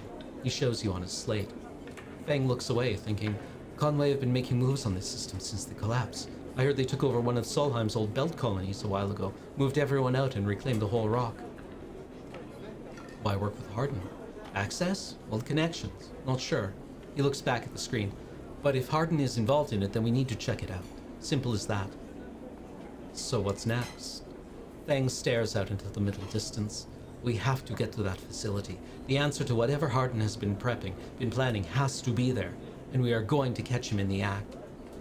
This feels a lot like we are a Mass Effect companion who was like, so, are we gonna go and find my sister today, Shep? More grinding, huh? Okay. Can we do it before the suicide mission? Please?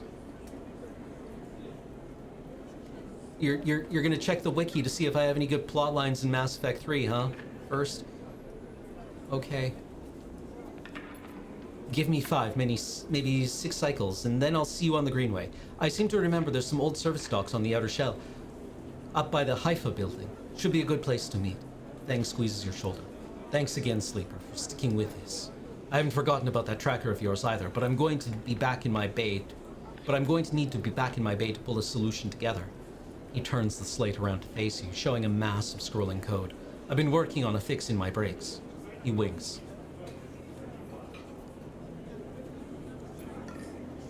Fang grins. See you soon, Sleeper. And he walks out of the door of the Tambor without looking back. Ooh, new upgrade point. I feel that working in the Greenway is going to be an engage thing.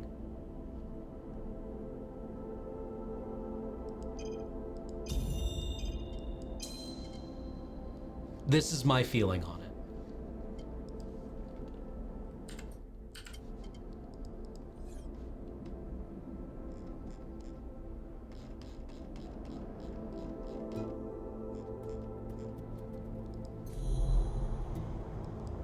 Haven Age Agent? Haven Age Agent. Excellent. I'm gonna sell your shit. Come to Papa.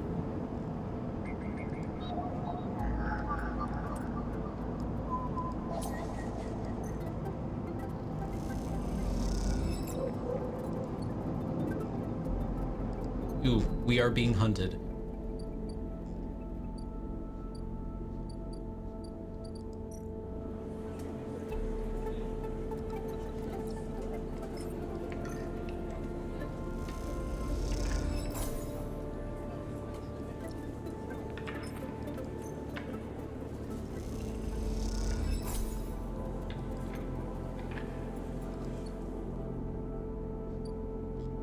Okay, we got a bit of cash. And we're probably fine with this amount of energy for right now. Let's take a break, shall we? We'll rest, we'll end the cycle, take a break, and when we come back, we will conclude our sessions of playing Citizen Sleeper.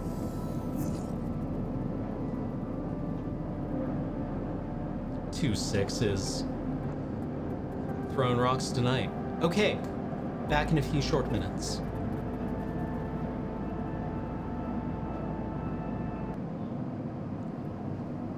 Hello, I return.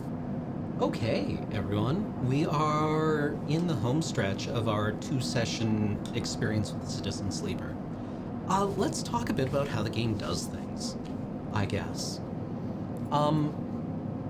What are the things that we don't pay attention to? Or what are the things that we take for granted? I always find that that's the most important thing. What don't we see? Because we assume that it's just the way things are going to be. That things will get better for our character, I guess. I mean, so far we haven't really seen any indication that we can just brick our playthrough, right?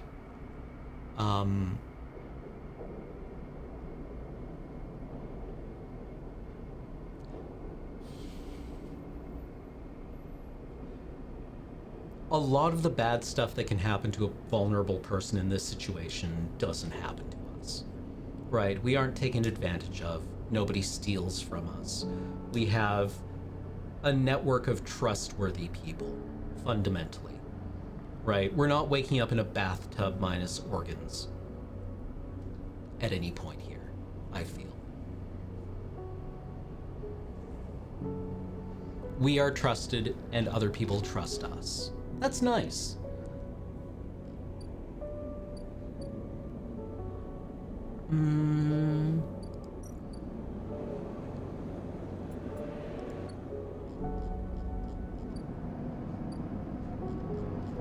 Okay, we need money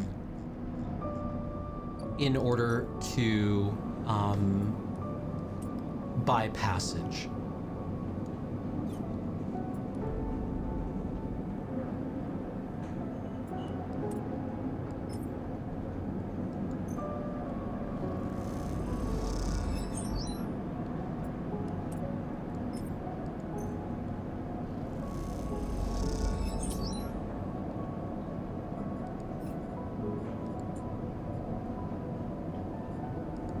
We have 100 credits now, so we can buy our way across.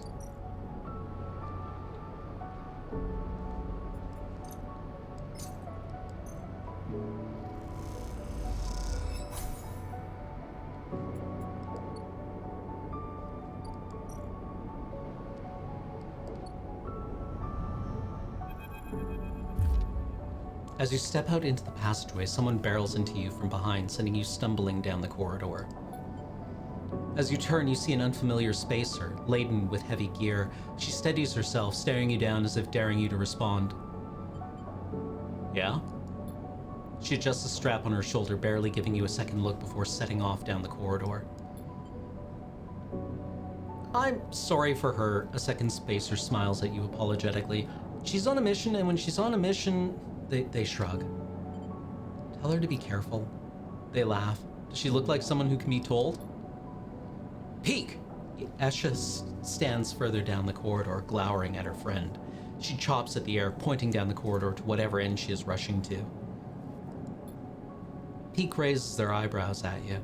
Esha, please, do you want everyone on the station to hate us? Esha hardens. They want to hate us, they can hate us. She drops her hip. I'm not exactly seeing much love as it is. We're lucky we got through before they set up that damn cordon. Cordon? Peek gestures in your direction. See, they don't even know what you're talking about. The station isn't Hawthorne. Not everyone has to follow some corporate protocol. Esha sighs. I'm not saying they're part of the administration. She jerks her head in your direction. But I am saying we need to get these supplies to the Briar before someone starts asking questions. Briar, can I help? Peek smiles slyly. See, Esha, help. Isn't that exactly what we need right now? Peek, Esha rolls her eyes. Isha? Peak ignores her. We are with the refugees, the ones Haven Age have cordoned off from entering the station. Esha interrupts. The ones that are being quarantined in makeshift vessels that barely made it to the Eye to begin with. The ones that your station administrators have called an existential risk and are running out of supplies while their right to safety is being debated by people with no stake in their future. She quickly looks away, annoyed at her own outburst. Peak sighs. She's right. People are trapped out there, and they turn to Esha. We understand that this is a big problem for the Eye. Hundreds of refugees and more ships turning up each cycle. They hold up a hand to stop Esha interrupting. But Esha turns away, her burning anger a palpable force in the close quarters of the corridor. They need supplies, and after everything they've been through, the quarantine isn't helping, Peak finishes. It's terrible. Esha looks back at you, her fierceness fading. Peak, please. Esha gathers herself and the supplies. Esha, we need help. Just like the refugees needed us, we need others too. They smile at her. Peak turns to you. Come find us. The climbing briar is docked at the broken spoke, past the greenway in the wastes. We have a good view of the cordon, though we are keeping our distance for now. Come help us. They squeeze your hand. Esha turns to leave and Peak follows, waving goodbye. A moment later, Esha shouts back down the corridor. Don't bother coming empty-handed. You want to help? Show us. Bring supplies or don't come at all. I guess it's very important to establish you are in charge. And with that, they disappear around the corner, Esha already picking up speed as Peak calls for her to slow down. A refugee flotilla? Where are they coming from, and why now? Each time you think you begin to understand this place, something changes. Find supplies.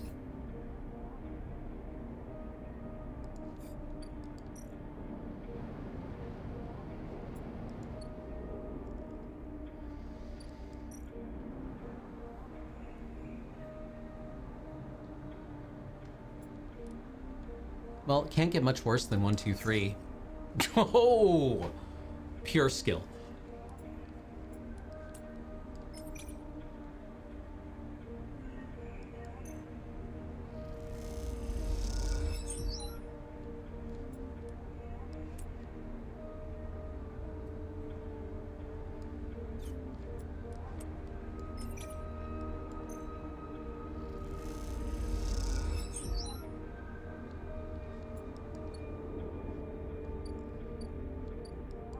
Mushroom groves.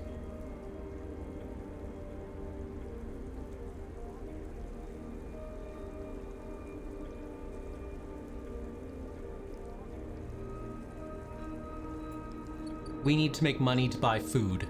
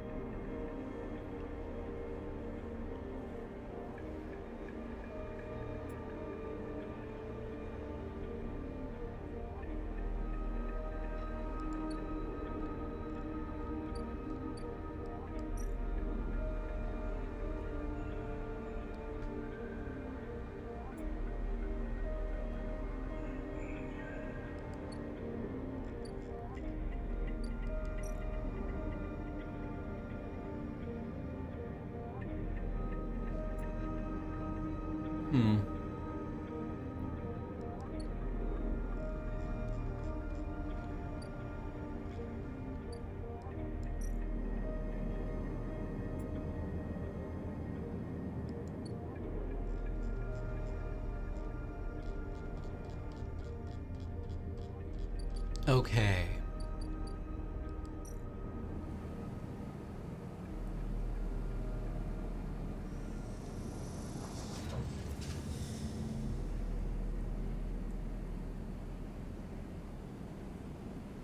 I could simply steal the food I need.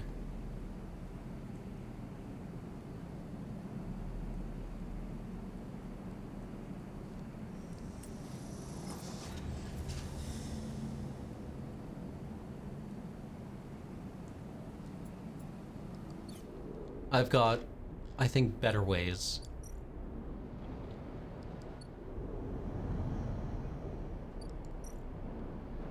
Okay.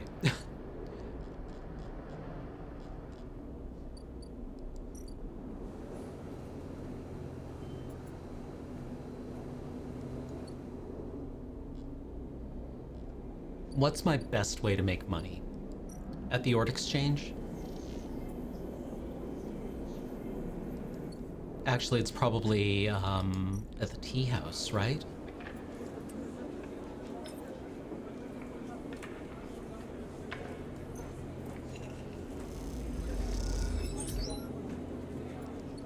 Snoogans. Okay.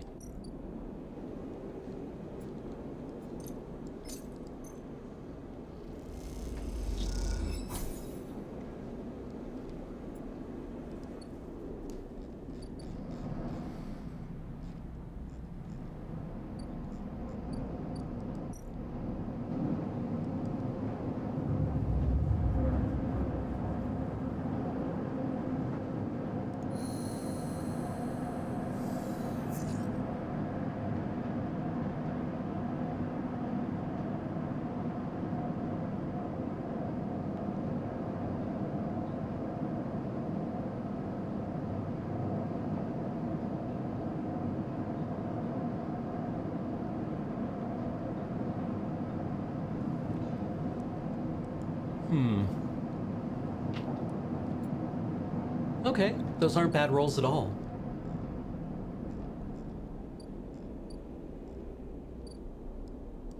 What's up, Sabine? 4 cycles, Sabine said, and here you are, right on time, with no sign of them. You wait a while in the apartment, the dread descending as the cycle spins onward. They should be here. You check and double-check the terminal for messages or recordings. Nothing, just the pale glow, the silence. You pace back and forth around the apartment, the rumbling of the station suddenly so present and loud. You go to the door and open it to an empty corridor. You close it again. You try and settle down, to wait. You sit on the bunk and stare out at the tiny room. Where the hell are they? A knock at the door.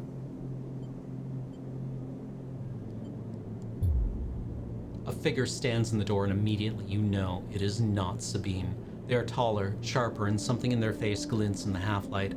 A dark shape, like a stubby baton, hangs loosely from her hand. Our local sleeper. Good to finally meet you. She steps into the apartment, glancing around with sharp eyes. What, may I ask, are you doing here? She fixes you with a steady, unwavering stare. Nothing. She laughs. No need to get jumpy, we just need to discuss our mutual friend.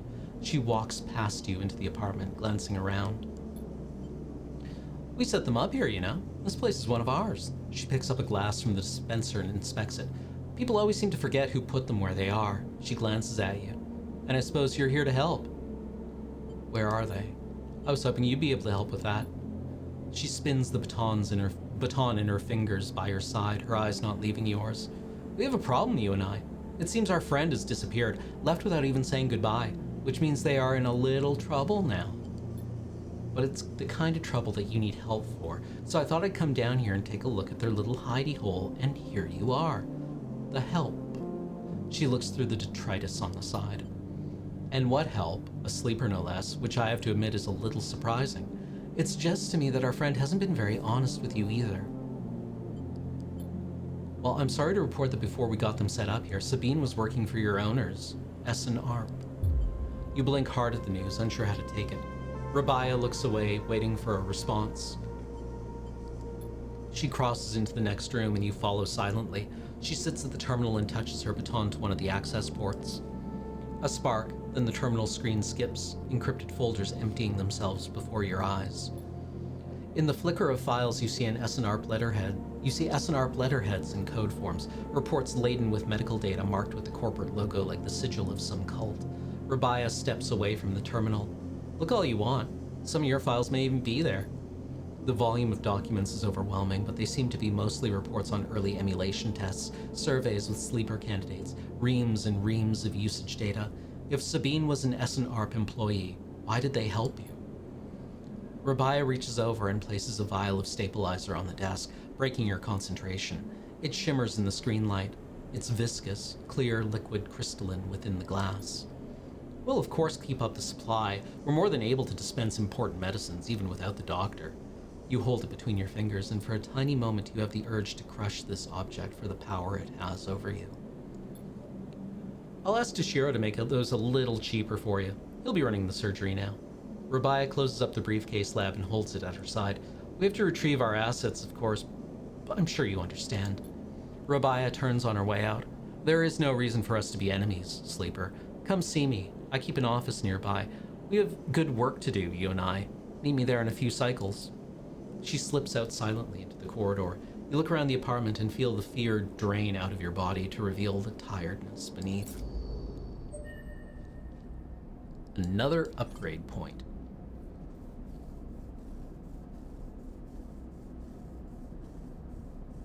Let's save up. I mean, Obsessive Haggler is probably extremely useful.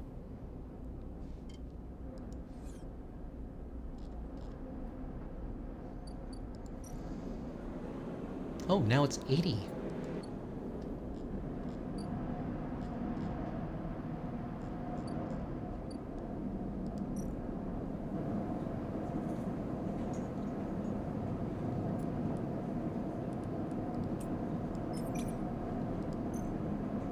Come on.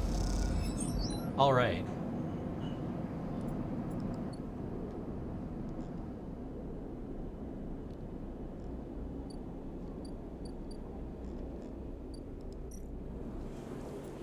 Me and my homies. Making so much money.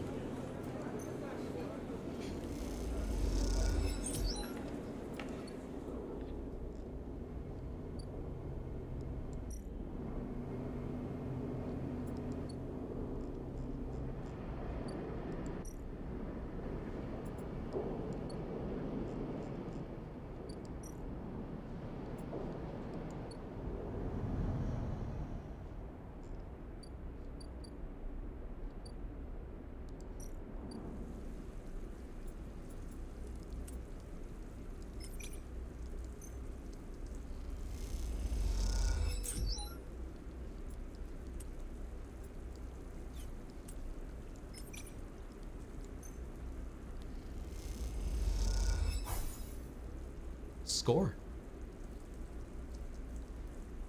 I would have liked Girol caps, though. We need many of them.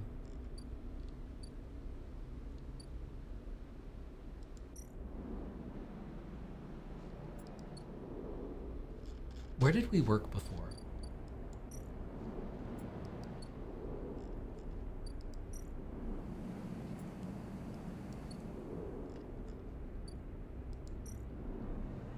Right, it was here.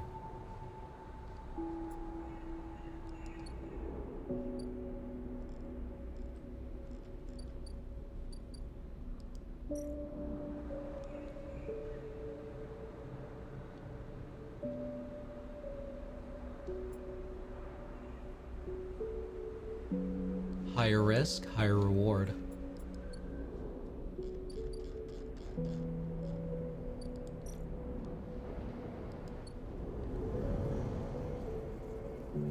Okay, so why do I like this game so much? One, I really enjoy the music. I think it's fair to just say that this aesthetically vibes with me. I like the artwork, I like the music, I like the feel of the game. I like the slow orbit of the station with the sun going past. I like the character art. These people look interesting to me. This feels like credibly space-age humanity.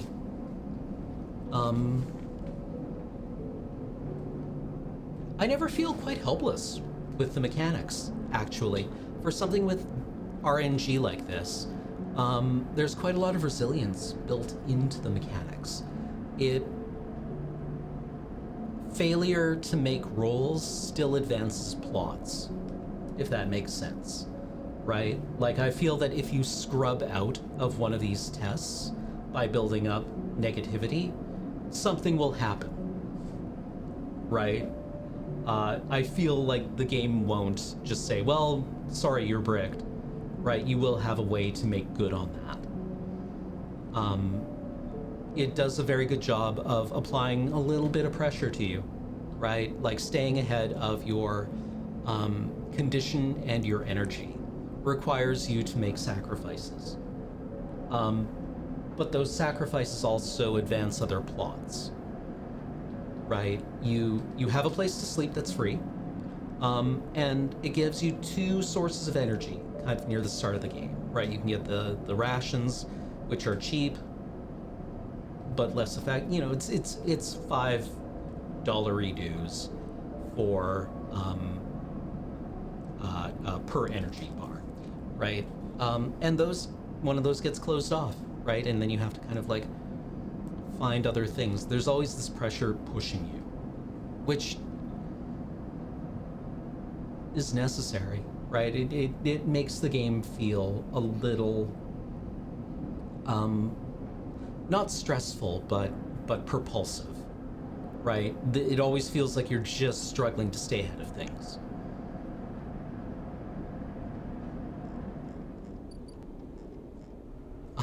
And that kind of jibes with this setting, right?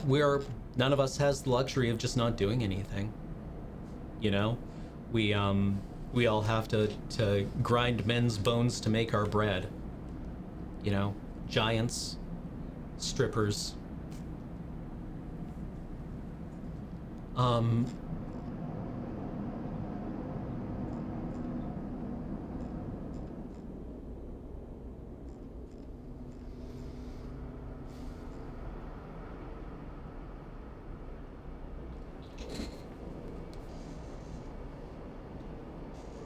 so yeah, I guess like the themes we can look at so far are that uh,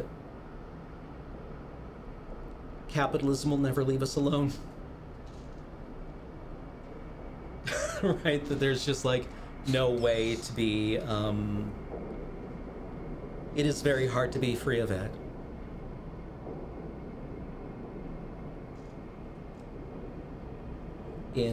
Even in space, among the limitless resources of the cosmos. I guess this is one of the solutions to the Fermi paradox, right? The Berserker probe slash dark forest theory that says population growth will expand, or the pressures on resources will expand faster than your ability to access resources, which will lead to space-borne civilizations trying to destroy one another. Capitalism is this ravenous machine that will keep consuming. I also did this in my Alien game, right? I mean, I think that's partly baked into Alien, but it was something that I wanted to make explicit, right? Is that as humans expand into space, unchecked capitalism will consume resources faster than it can access them, right? Why would anything get fixed without being changed, without having to make changes?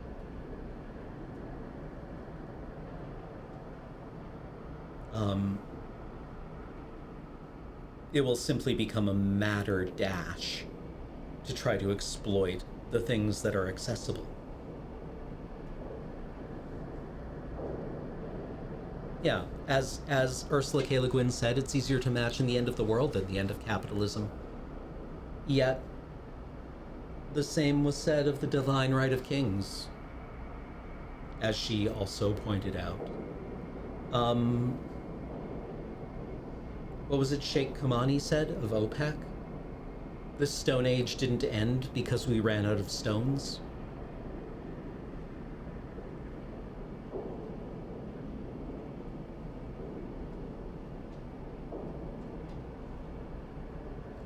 I think also quite clearly one of the themes could be said that even in the ruins of interstellar capitalism, life will still persist and be rich and meaningful. Here we are in this abandoned mining town, but it's still, densely populated and it has a rich culture. It doesn't seem dead. It doesn't feel like a ruin. It feels like human life.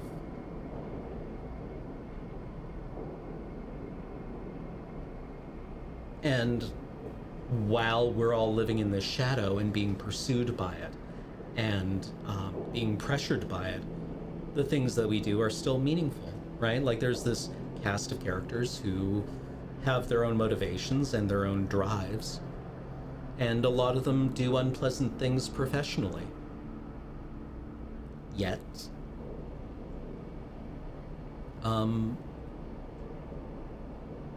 there's a humanity here, right? And a vital humanity. These people aren't acting like the world has ended.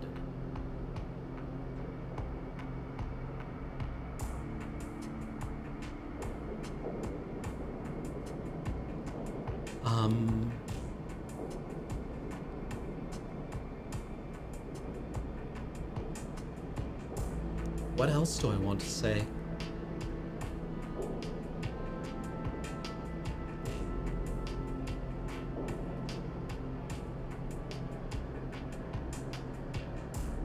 Like, what is the mood that we're getting here?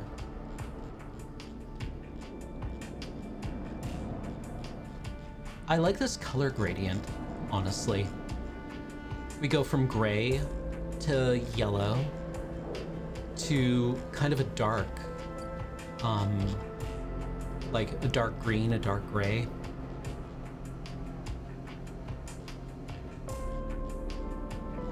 Yeah, well, Xantos69, you're absolutely right? Like the world, when people say the world ends, what they mean is this comprehensible human world that they understand. In the dust of this world, or the dust of this planet, he says that you can kind of separate the way that people talk about the world into three groups, three buckets, three strata.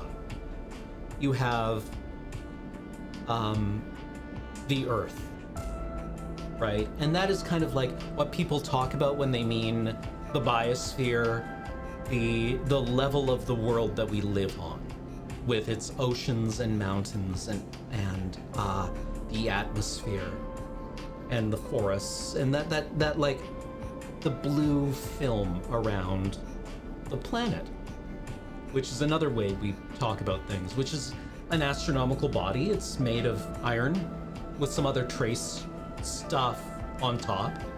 It orbits the sun. It takes roughly a year to do so, and it's traveling through space at a certain velocity. And then there is the world. And the world is the human space, right? It is within the planet, or it is on top of the planet. It is part of the Earth. But the world, when we say the world is ending, it is the human, it is the human world.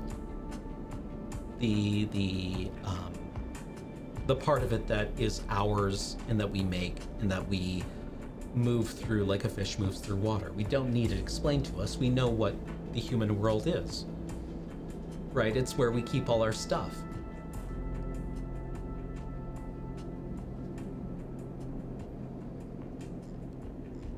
So, you know, there's not quite a disconnect there, right?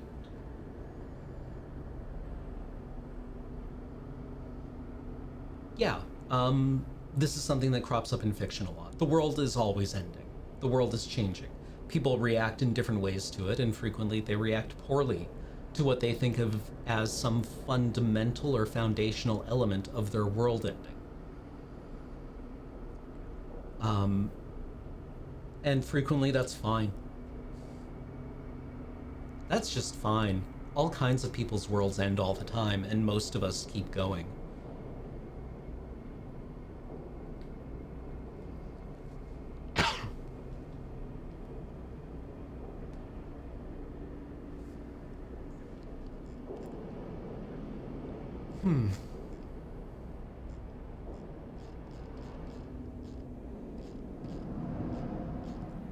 But yeah, I'm not Mathoni. I'm not sure it's going to slow down anytime soon.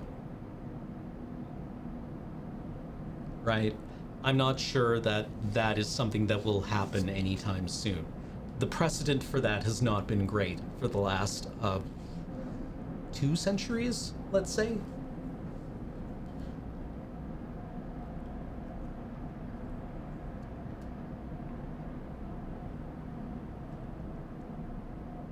Like, I'm an indigenous person. Uh, you know, a world has ended. Yet here I am, making my way through somebody else's world. Maybe my world hasn't ended at all. Maybe an indigenous world hasn't ended at all either. There's no discontinuity.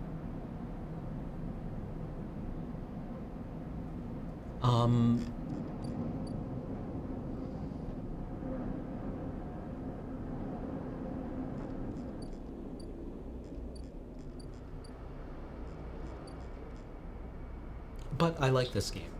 It is video game good. It has fun gameplay. The mechanics support it well. It always feels like there is a path forward.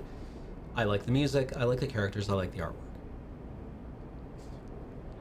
I think its themes are interesting, even though they're themes that I'm kind of like familiar with, and I think I like them because I agree with them. You know? Maybe this was a game that I was doomed to like quite a lot because I'm like, ah, yes, I've clearly read similar books to this person, and I find that satisfying and gratifying. And maybe that's okay.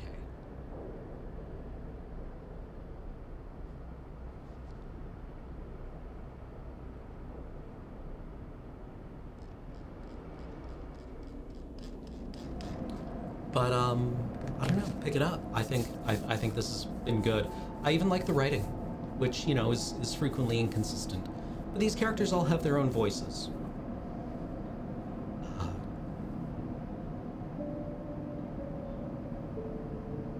Which is not always easy to do. All right. Well, thank you for joining me on Talking Sim today. We'll be back next week with another look at the world of video games. So if you like that, check it out. If you want more Loading Ready Run, Ben and Adam will be here in about half an hour, or about 40 minutes, to play more Dead Space on Let's Nope. So stick around for that. Otherwise, thank you for being here, and I will catch you in the future. Bye-bye.